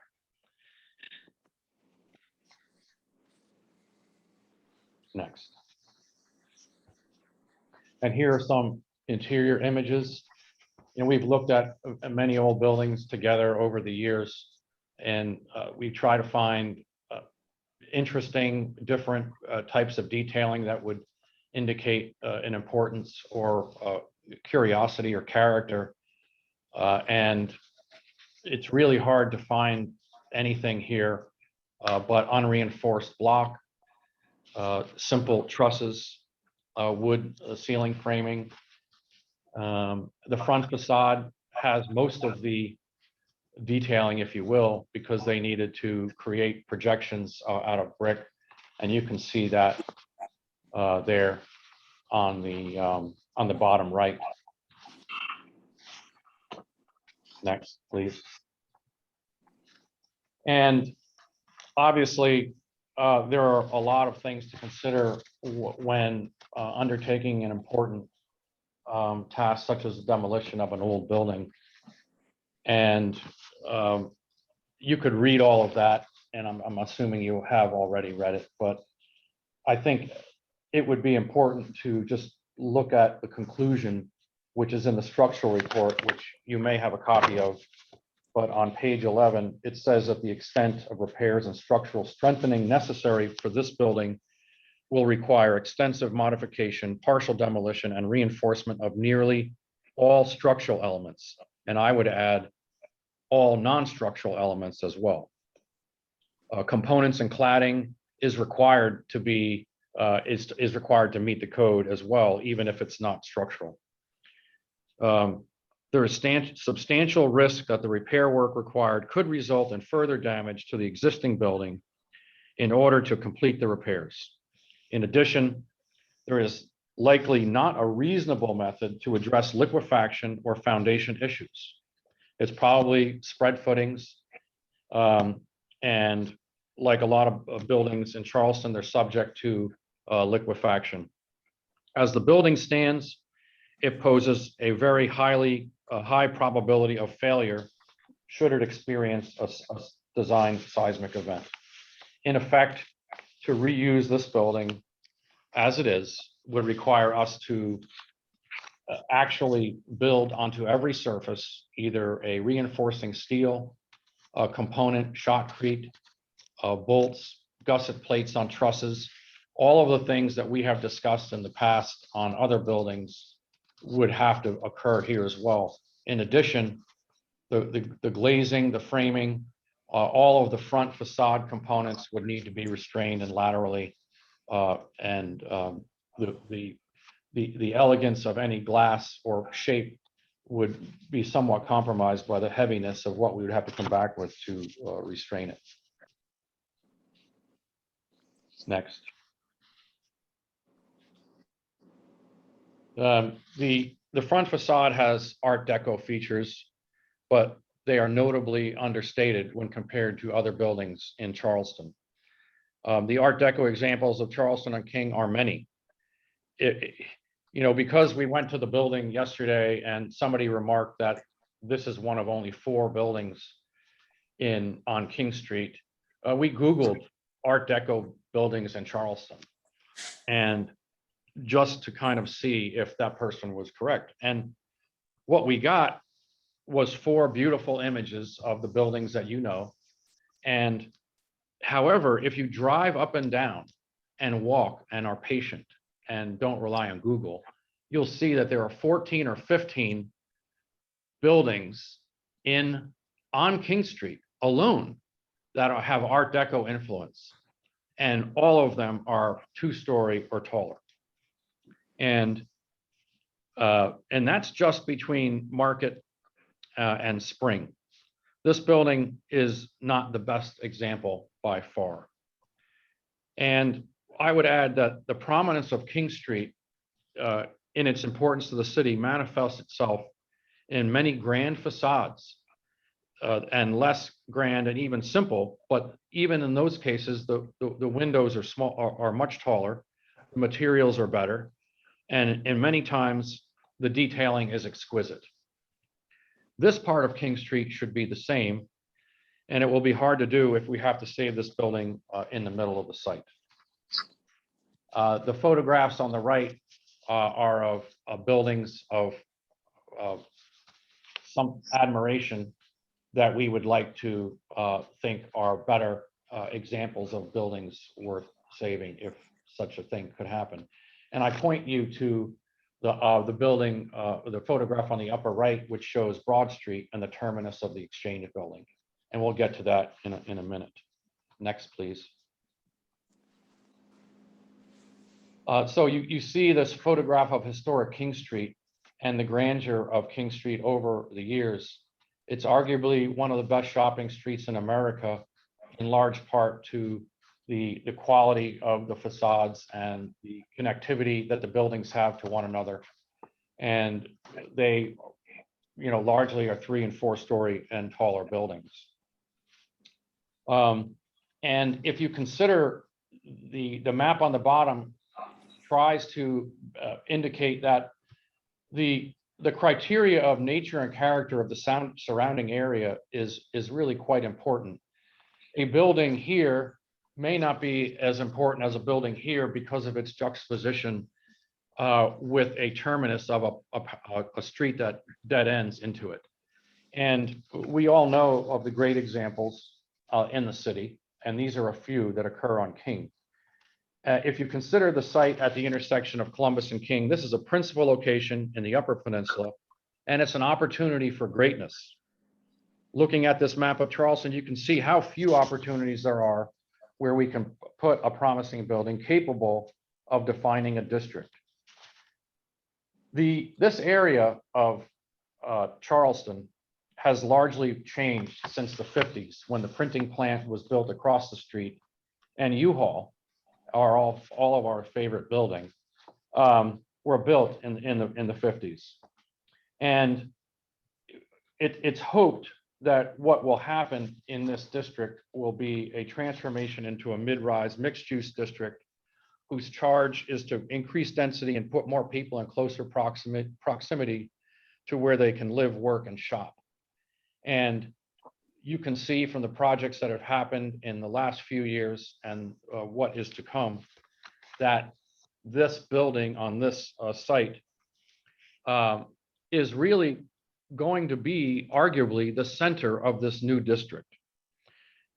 And I would ask you to just consider, can you imagine if we had saved the 1-story bank building where Saks Fifth Avenue is, and because it was old and possibly had nice detailing on it.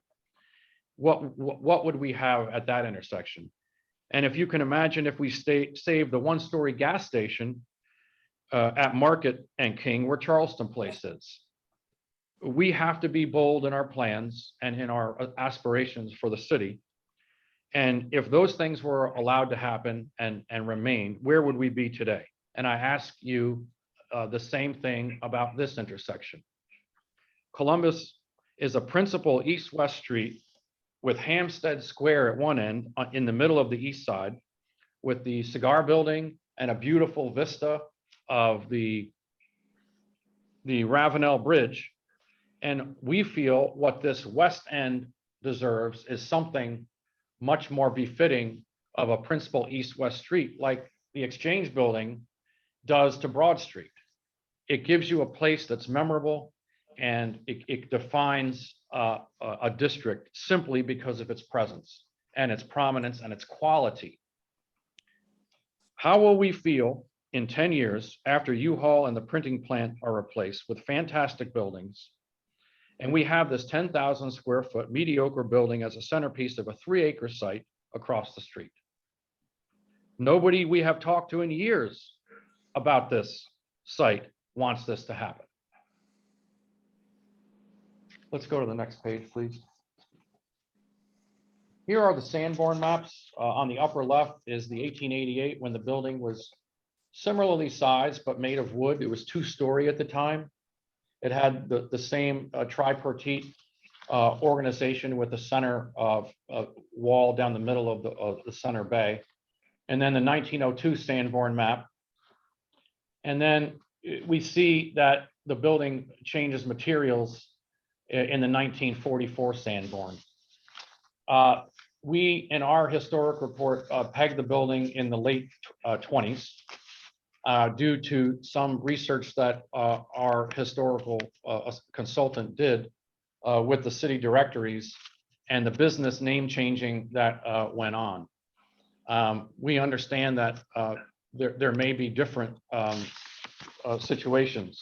We did a research pass since we've submitted this application, where we find that the principal uses in the building after 36 were restaurants, loan companies, men's clothes, laundry, barber shop, and a market grocer and drugstore and electrical repair. Basically, neighborhood retail. And, you know, it served its purpose for many years, a long, useful life. And it's sitting in the middle of this large parking lot today, waiting for us to think about the next life of this district. The building, as you can see on the right, is not rated, and it's not in the book that Mr. Poston wrote in the late 90s, and it's a small neighborhood retail building that we feel like has served a long, useful life. And when the building adjacent to Hoffler Place building was built, there was an understanding that the property owner had with the developer that they would put something of memory to help us in this era understand who was there. And so there's a sign that's been put up that's going to be dedicated. And so there is a way to remember a building, and there's a very easy way to remember a building, and we can all talk as we move on about how we might do that. But in our opinion, this should not be the definer of this new district. The quality, the aesthetics, and all the other components that we've discussed do not merit that. That's the presentation. Thank you. Any questions? Thank you, Mr. Gow. for that. We will have questions in just a moment, but we're going to proceed with public comment portion of this. We have a ground to cover. Tori, I'm looking at your Excel spreadsheet starting at line 13. Aaron Minigan, is that what you've got first? Correct. Do you have, is Miss Minigan going to speak, or did she, oh, I see speak. If she's on, let me grab her. Right.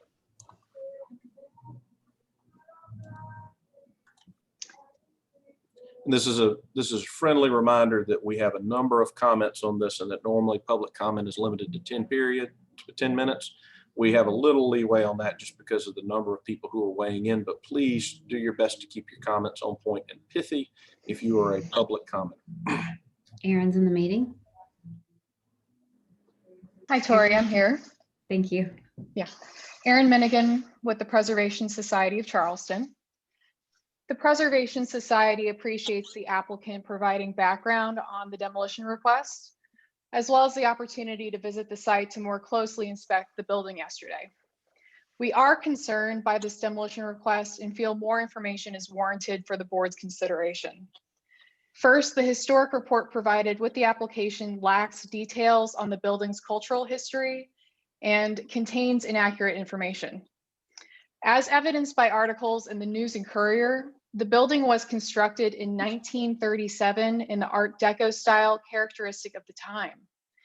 This area of Charleston was an important center for African American and immigrant communities in the 19th and early 20th centuries.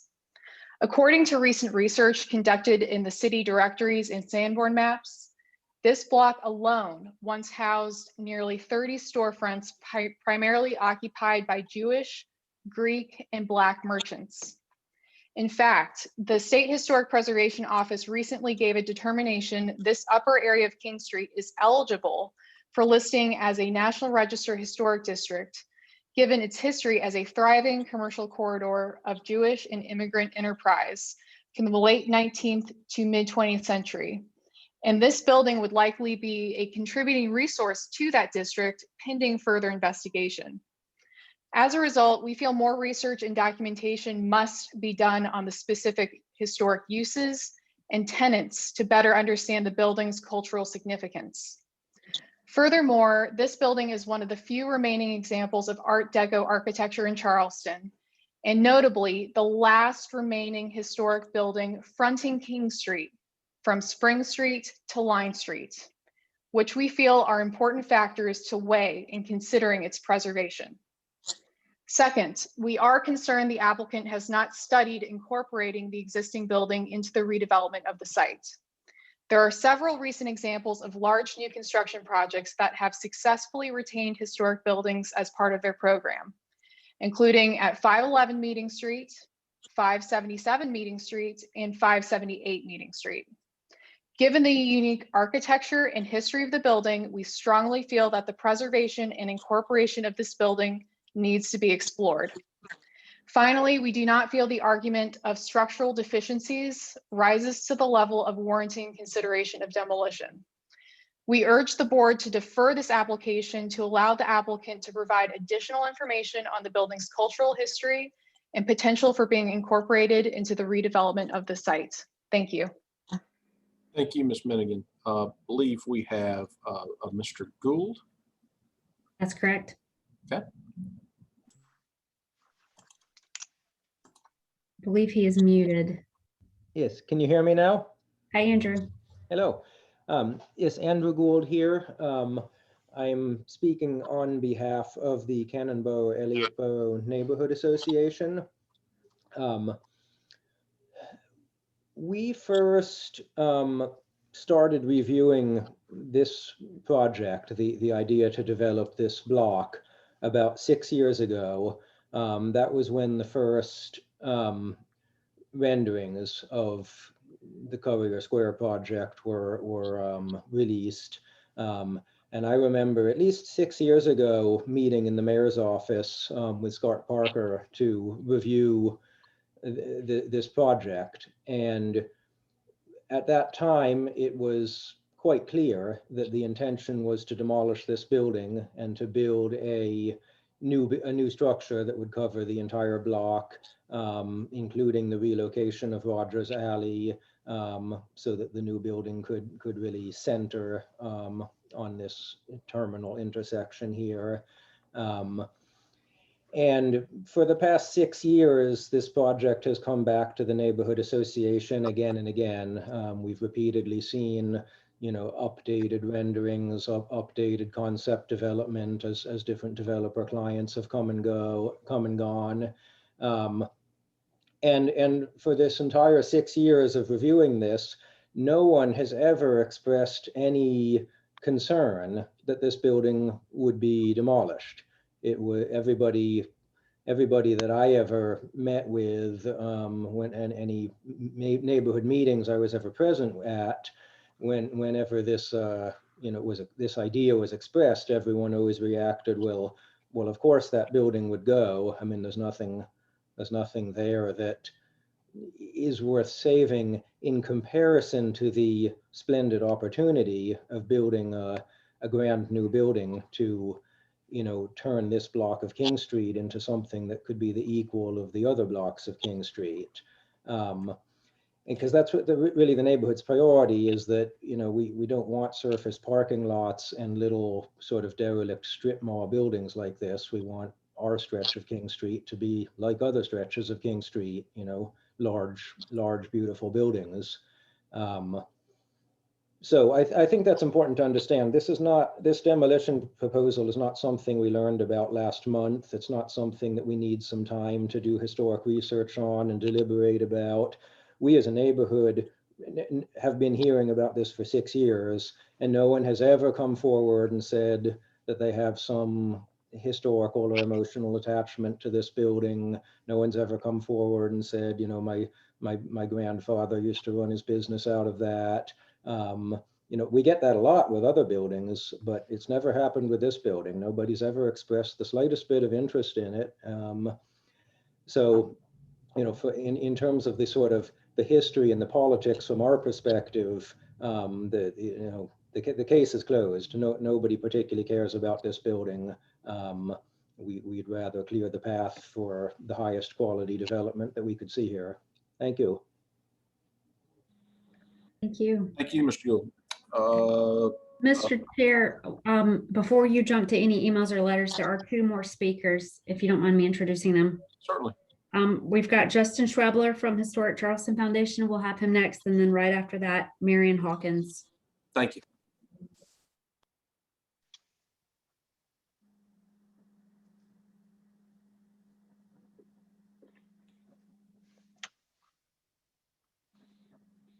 Can you all hear me? Yep. Yeah. Yes, Mr. Schwebler. This is Justin Schwebler with Historic Charleston Foundation. I'll be reiterating some points that we've heard from Aaron, but I'll proceed. I would like first to thank the applicants for meeting with us to discuss their justification for this submittal. While we understand their special interest in seeing this building demolished in order to meet their development goals for the senior living facility on agenda item 6 of tonight's meeting, we do not agree with their assessment of this building's structural integrity or cultural significance.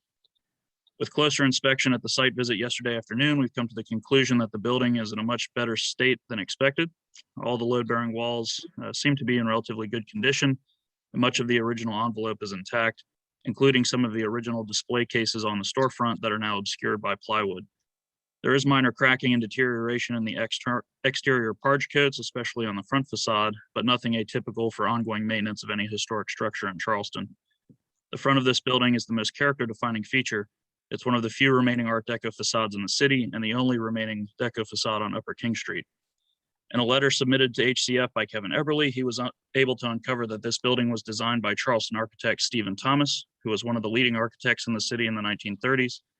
While this building is not a high-style example of the movement like the Crest Building or Riviera, it is emblematic as a vernacular representation of Art Deco commercial buildings associated with the development of Upper King Street in the 20th century. Only a few steps to the south, a new state historic marker has been installed and will officially be unveiled on June 8th, as Richard mentioned.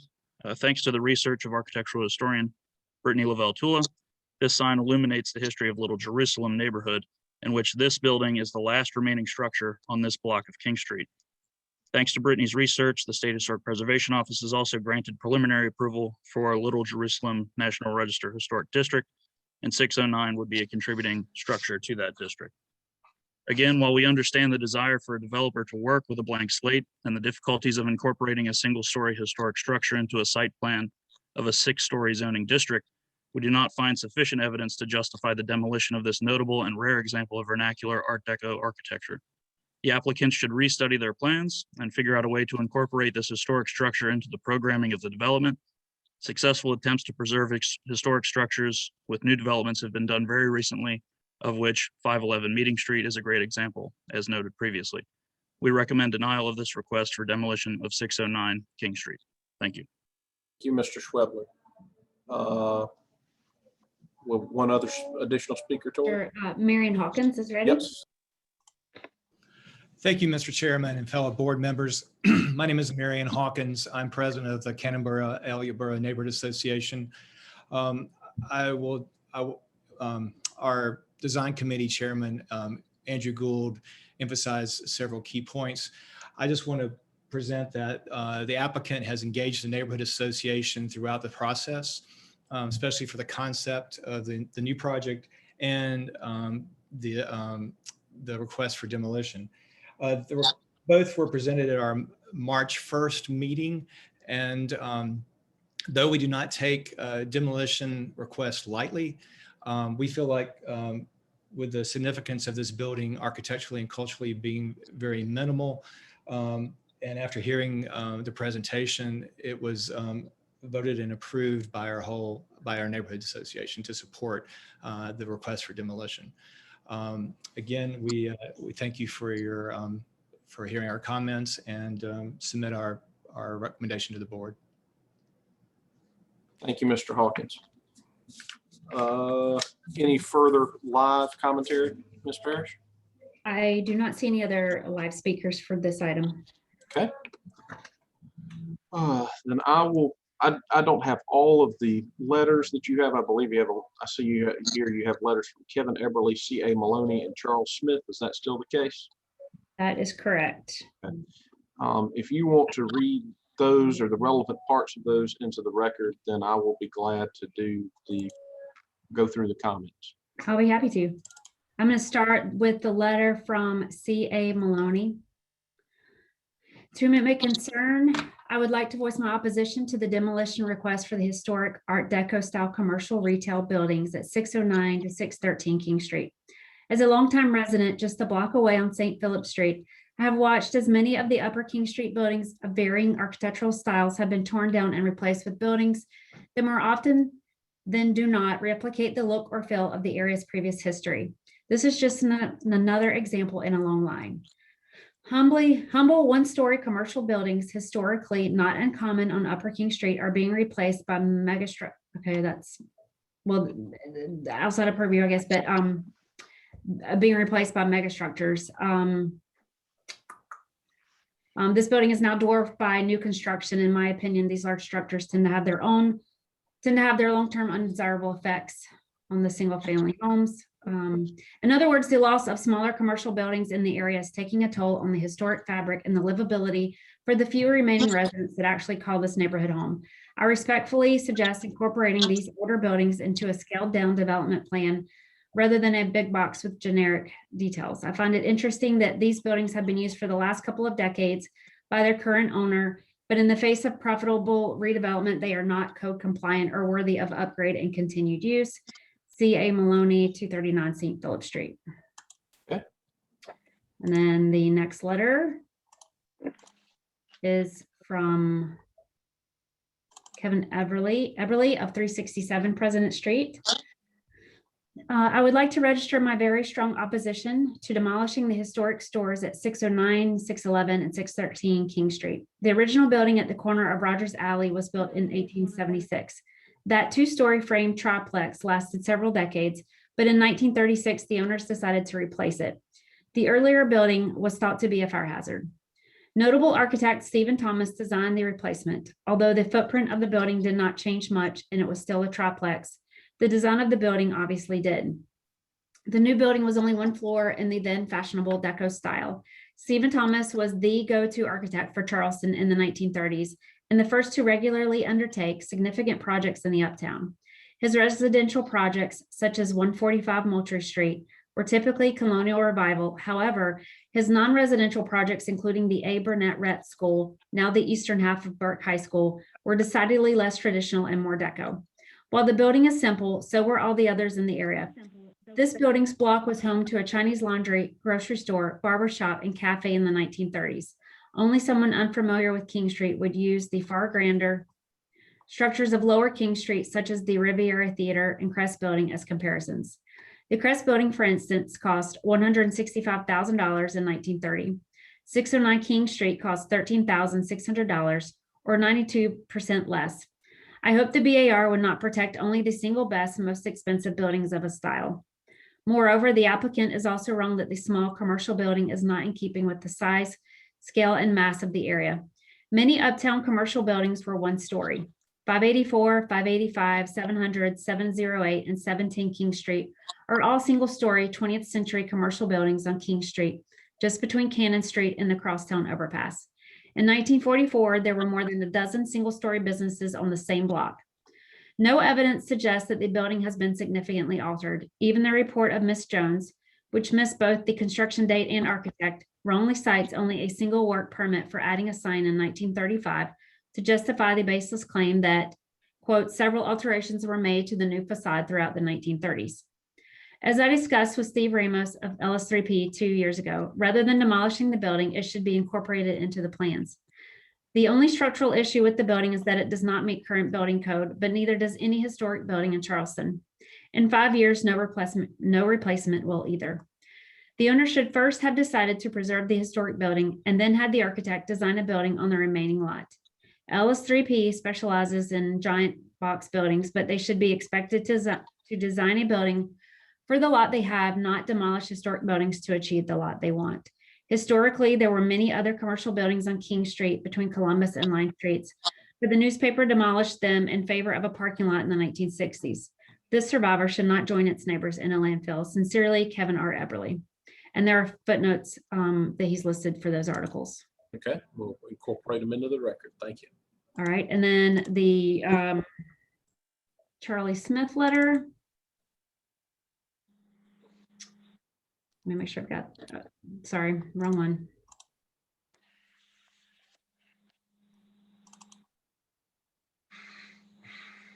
Okay, this letter is from Charles W. Smith of 333 Wapier Road.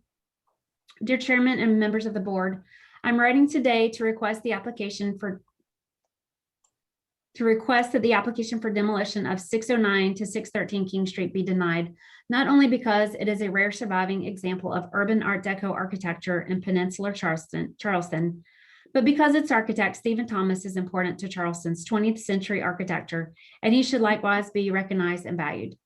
Demolition requests for Charleston single houses, the city's most common building form, are routinely denied by the city, regardless of the condition of the building.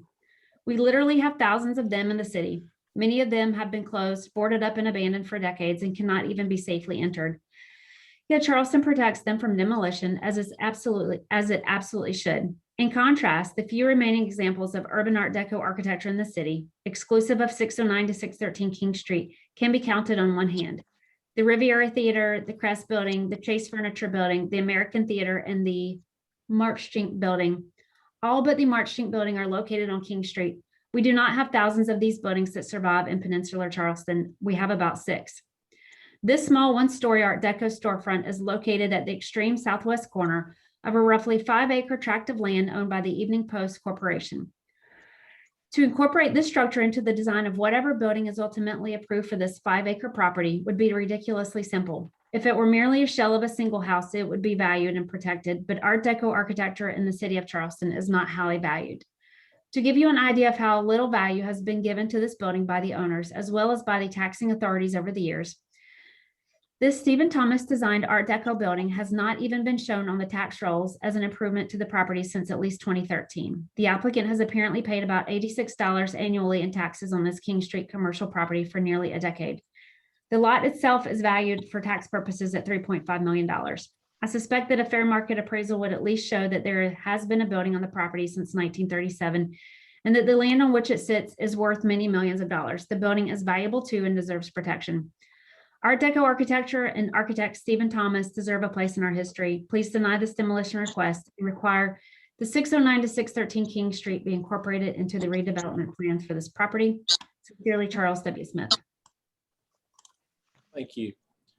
I believe that gets us to our written comments. Is that correct, Mrs. Parrish? That is correct. All right, I'm going to proceed to read those as just FYI for any members of the public watching and for our board.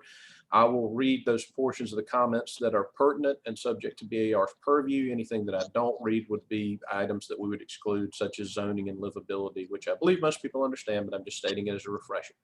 That being said, we will be moving through a number of comments, so please bear with me, board, staff, and public. We have a comment from Virginia Swift, 45 Sycamore Avenue.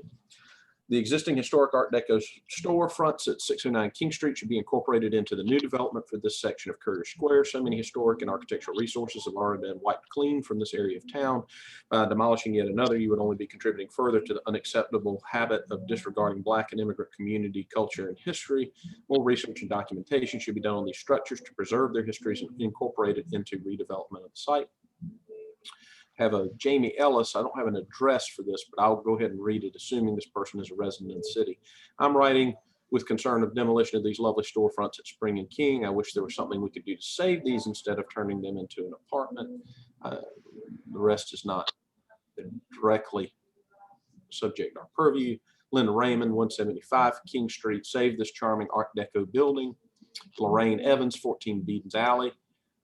Enough is enough. We cannot continue to allow developers to destroy historically significant buildings on any major thoroughfare. I've been here for 85 years, and I am dedicated to preservation. Harlan Green, 32 Chapel Street. Commercial buildings slated for demolition is too important for the city of Charleston to lose. It suggests the scale of commercial buildings that historically stood in this area and is aesthetically pleasing and important. It housed an interesting array of small businesses in the past and can stand as a valiant holdout against mass commercialization of King Street and invite small merchants into the area. The mass of the proposed building is overpowering and obliterates neighborhood feel and historic associations in the area. The small commercial building, if retained, could calm the intrusion of the massive structure behind it and also offer commercial opportunities. I'm well acquainted with the past vibrancy of shop owners in this area. My father was a merchant in this building. Was a merchant in a building now destroyed in the next block south on the eastern side of the street. And the rest is not subject to our purview. Nicola Budsajev, please defer the decision to give more time to see about preserving the historical building versus demolishing the structure to make way for new development.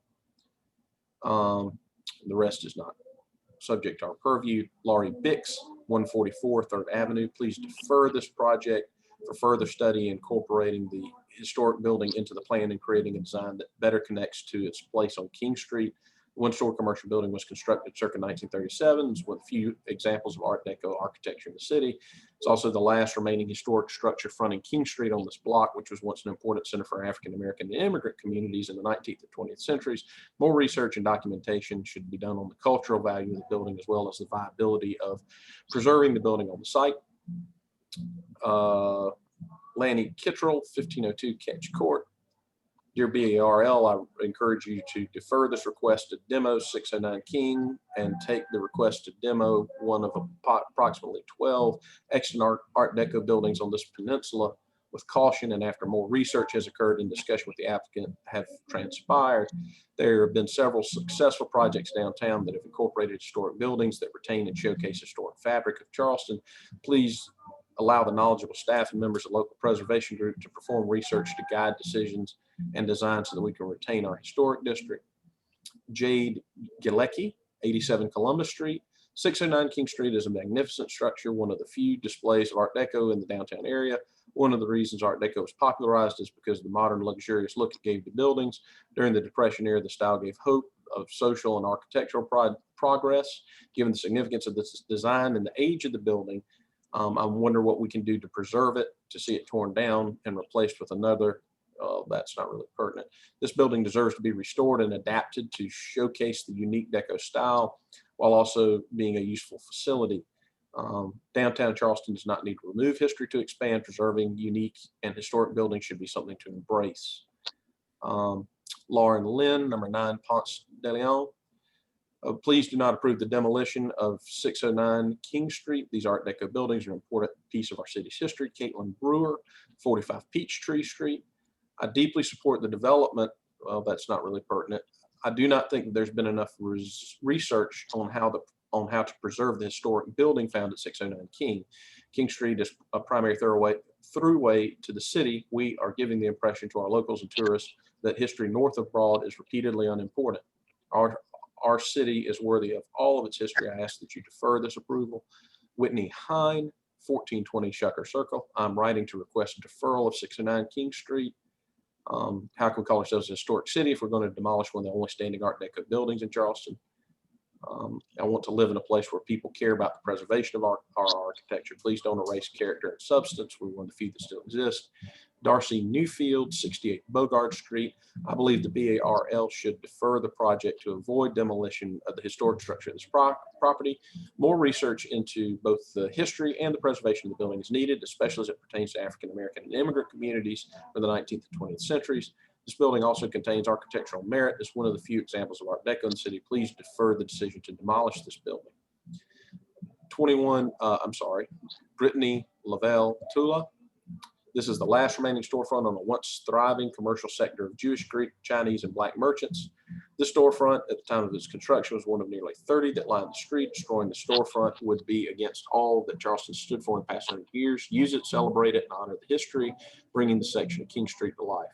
Ms. Parrish, I'm going to skip down, and unless someone on my board strongly objects, we have a number of comments that were hard to bifurcate between items 5 and 6. I'm going to ask the board to bear with me while I do those that were kind of sitting on the bubble, seeing as they pertain to both, and it's probably relevant to have them now. The next comment is Brian Adams, 1227 Farrago Street.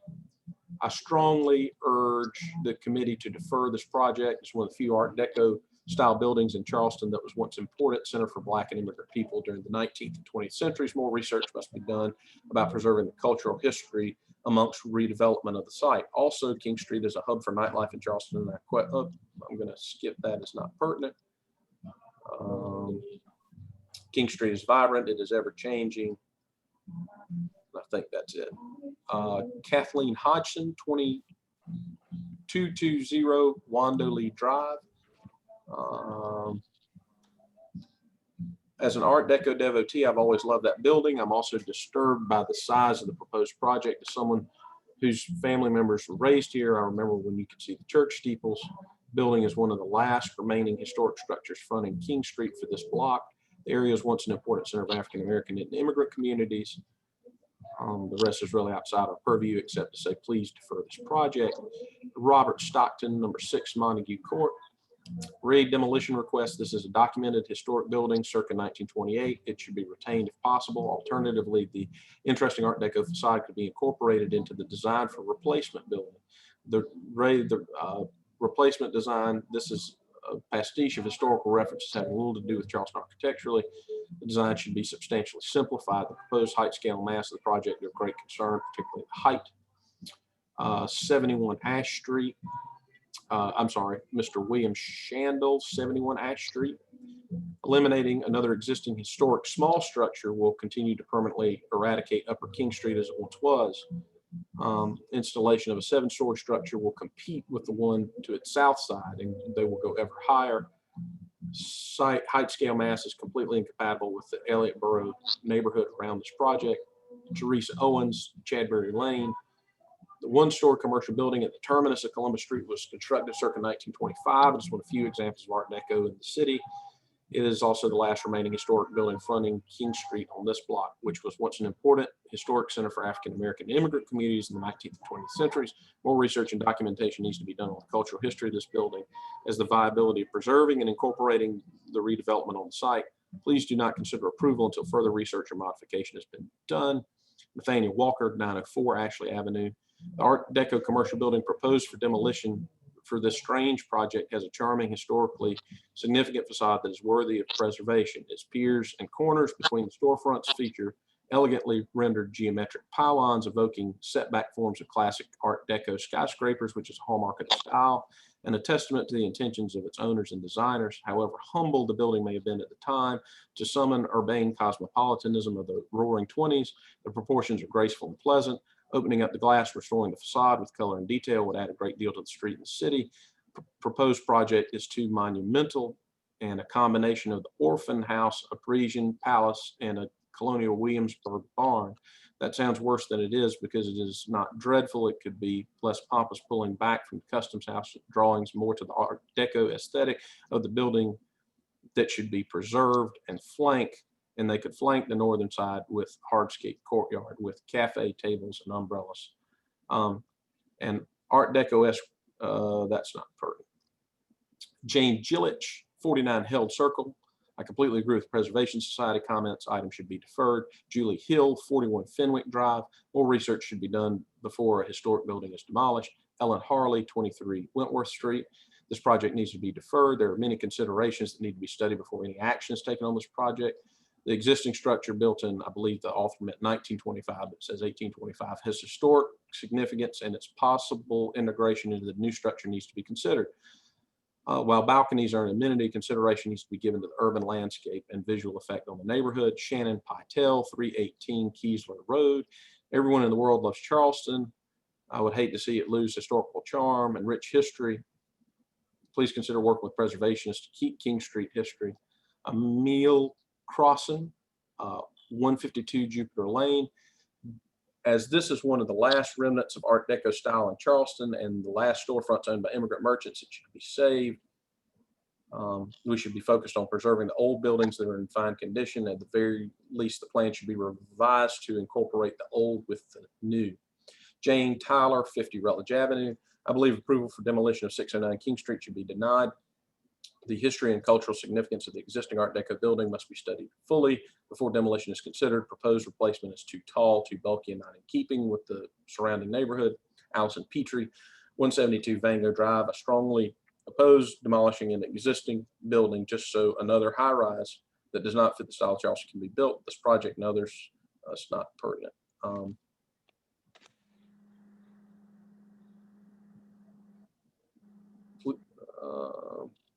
Angela Colwell, 733 Gilmore Court. Stand with the Preservation Society of Charleston. I'm sending this comments to request that BARL defer this project to allow further study, incorporating the existing historic commercial building with a development plan for a lot and creating a design that better connects to the surrounding environment. The rest is not our subject, our purview. Ivanitz, Devereaux Avenue. Does downtown Charleston need another high-rise to replace one of the examples of Art Deco architecture that we have? Perhaps some of the integrity and beauty which propelled Charleston to become a dynamic and historic city should remain as is. I'm saddened. Let's see, it's not really pertinent. I'm disappointed in the BAR's continual over-the-top input and control into residential living zones while turning a blind eye to approving demolition and subsequent development of buildings that would be more suited to cities with less historic influence. Tara Hawk, 76 Warren Street. I've always loved this little building, did not know its history and cultural backstory. I really hope you do not approve plans for its demolition. The building that is proposed to take its place does not seem to fit in the surrounding neighborhood. Please vote to defer until further research can be done. Rachel Donaldson, 918 Rutledge Avenue. While that's not really pertinent, I strongly oppose the construction project. Request BAR defer at the very least.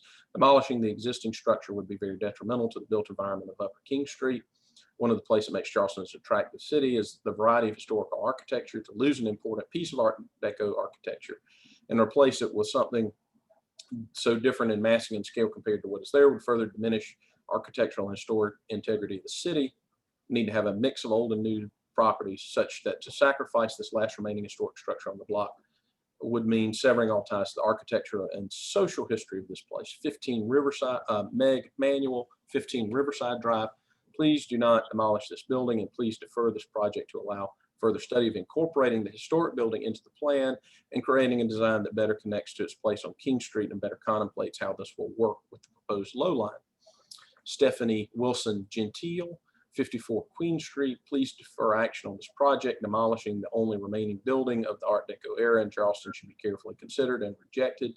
The building is proposed, has resort feel and does not fit in with surrounding architecture on King Street. Building is too large, too massive, and a motor court seems out of keeping with the quote unquote vibe of Charleston.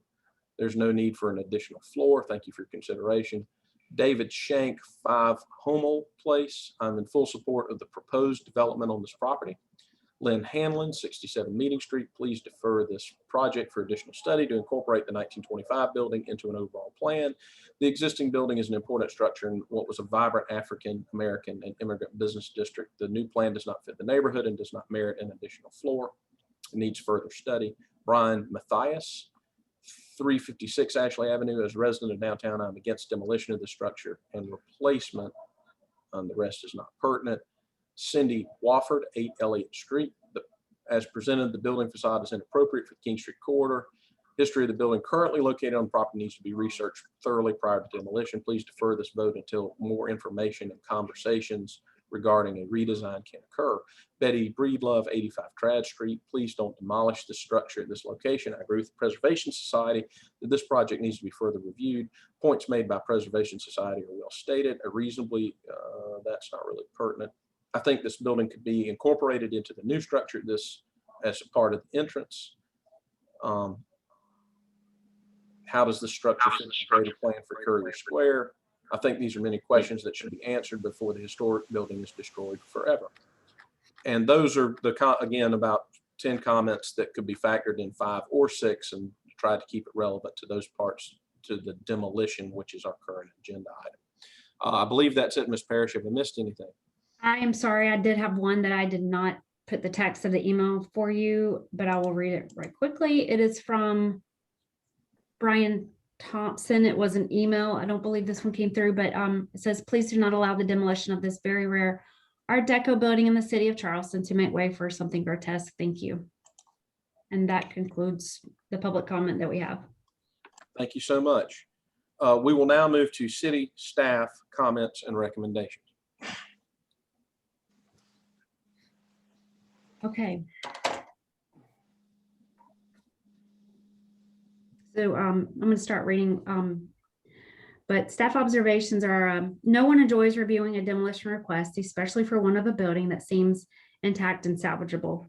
This has been a tough decision for staff, and we acknowledge that this may be a tough decision for the board.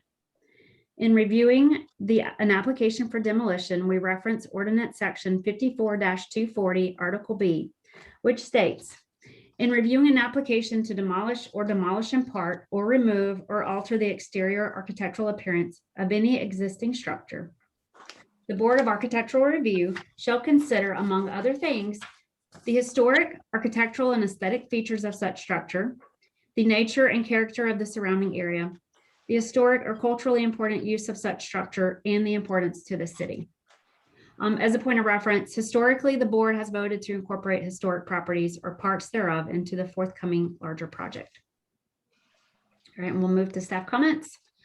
1, regarding the historic, architectural, and aesthetic features of the structure, the building is characterized with an Art Deco theme. This theme is represented as a front facade treatment only and is simple in nature. There are more refined examples within the city. It is unclear how much of the treatment is original and how much may have been added as part of a later alteration. Number 2, regarding the nature and character of the surrounding area, the existing is a single-story building in an area of multi-story buildings, and therefore this structure no longer represents the greater context. Its size and scale are out of character for this portion of King Street.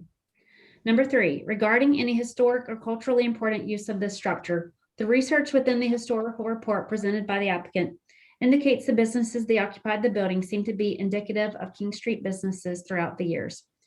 There is little information presented or uncovered at this time that can clearly illustrate any important cultural significance. The building is believed to have been designed by Charleston architect Stephen Thomas, yet his designs were typically colonial revivals. Additional research is needed to determine what, if any, cultural significance this building represents.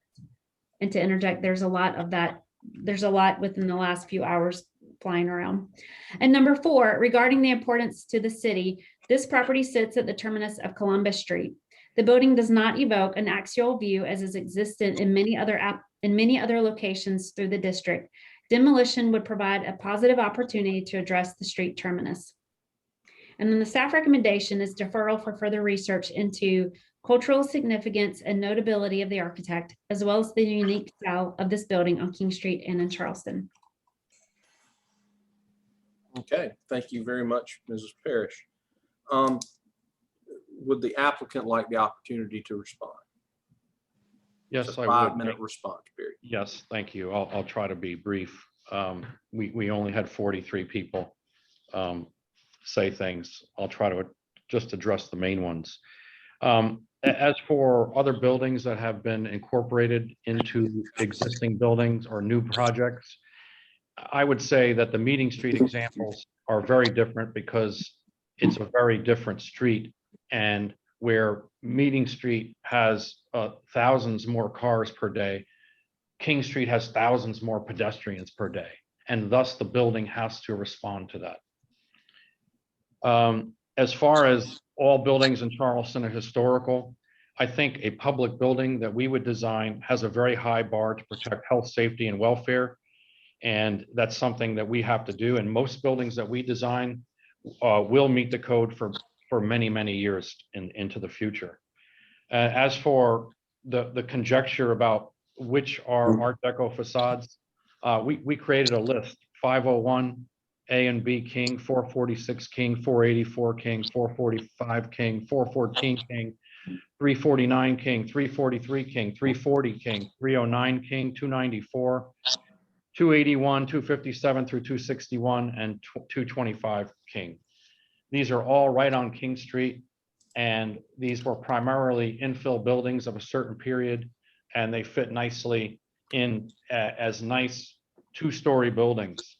There are 277 buildings on King Street. There are 10 one-story buildings. 10. Which end of King Street do we want to emulate? The northern end or the southern end? And how do we do that?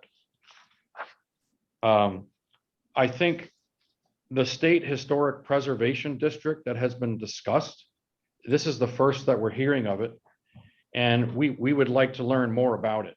Our client isn't aware of it. He's a property owner, and it would have an effect on him. And that's something that we're glad to know. We want to do the right thing.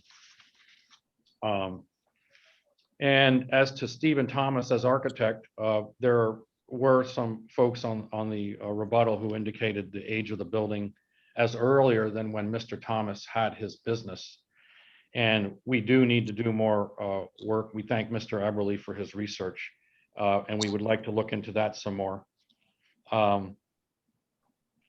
We do not, as a city or an architectural profession, want to out of hand dismiss simpler, less expensive old buildings. We just don't think this is the right place to do that.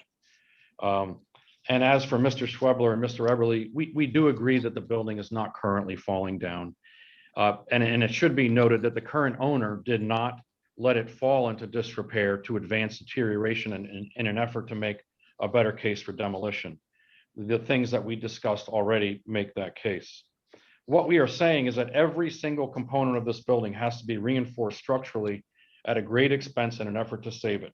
Roof framing, walls, facade panels, facade posts, glazing, framing, etc.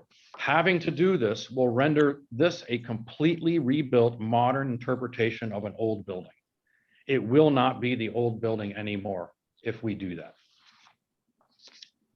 We do not agree that this is notable or rare. There are other better examples of Art Deco.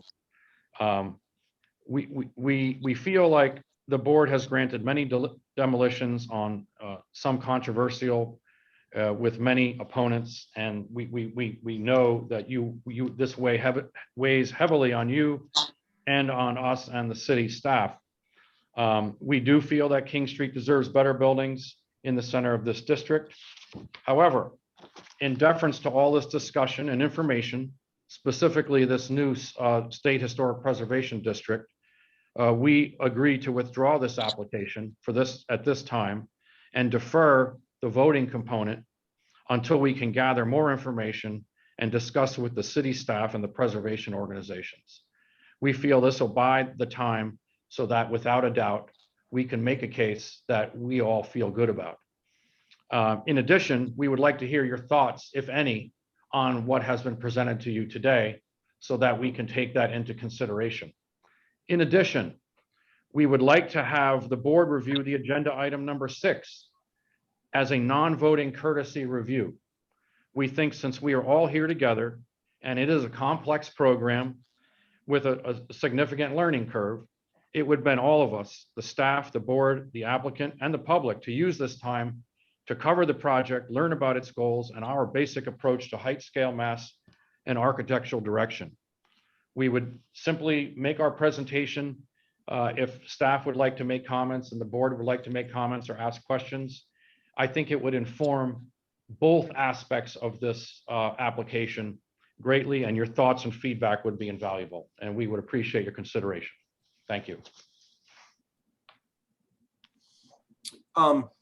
Thank you for that, Mr. Gow, and I appreciate the civility and respect that you have shown, and listening to all the feedback you're getting. You've obviously done that this evening and you are listening, and I understand that. We had discussed very briefly before the meeting had begun what to do with an advisory opinion or status, and at that time we did not have Mr. Matters with us. So unless someone on staff objects to it, I guess what I would ask is the opinion of my fellow board members of the propriety of being comfortable with doing an advisory process, and whether we wanted to speak to agenda item number 5, number 6, or both. Mr. Chair, I will go first on that, if you would allow me. Yes, This sir. is James Matters.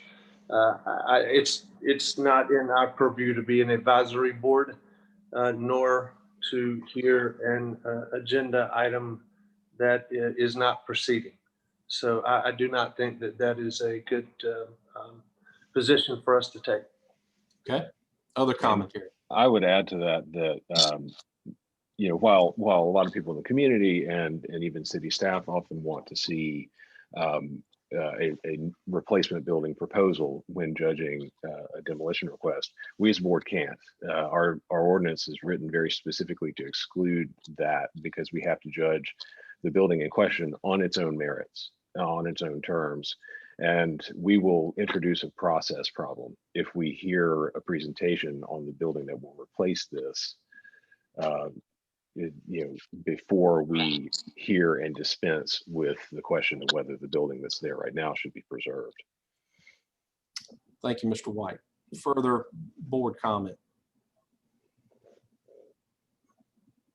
This is Leon Scott. I'm in agreement with 2 previous board members' comment. Any further comment? Yes, sir. I'm sorry. Thank you. Thank you. This is Luda. I support in agreement with the board comments. Thank you, right Ms. now. Sobchak. Thank you, Mr. Minister, you have some follow-up? Yes, sir. I do. I just want to thank everybody. This is the way that the system is supposed to work. To including Richard taking the proactive position to withdraw because he heard things that he was unaware of, whether it was archives and history or the architect or whatever it was. So thanks to everyone for their commitment to this process.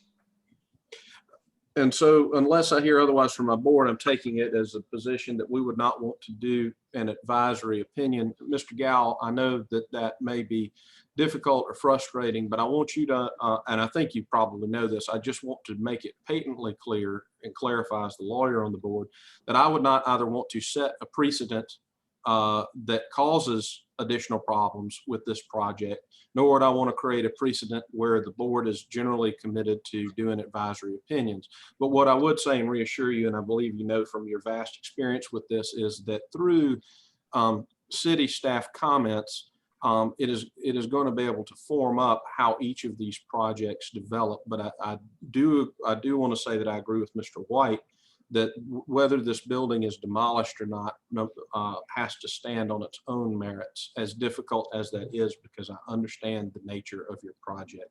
So having said that, I think we would decline to provide you an advisory opinion without a vote, especially as I understand it that you have withdrawn these items from consideration. But I do appreciate you requesting us to at least consider that, given your unique situation.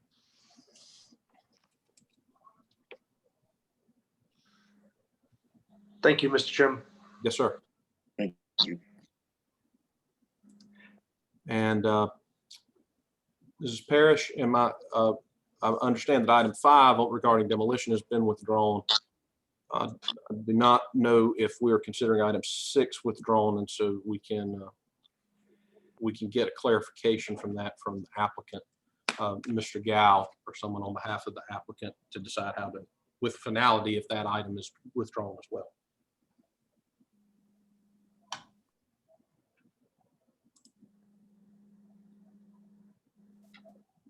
I Are you believe asking a he's question? been pulled out. I think that Ted is still on the call, and Okay, well, I was yeah, there saying, you are. Okay, they're still here. okay. So I think for finality's sake, there needs to be a motion to either withdraw number 6 or That's what I was implying, is that Mr. Gow or anyone else on behalf of the applicant, they've said they withdraw number 5. That's of course not an issue. I guess I believe a board member can make the motion to withdraw number 6, right? Or can I don't think we need to make a motion to withdraw number 6. Number 6 can't be heard until number 5 is resolved. Well, that's true. Okay.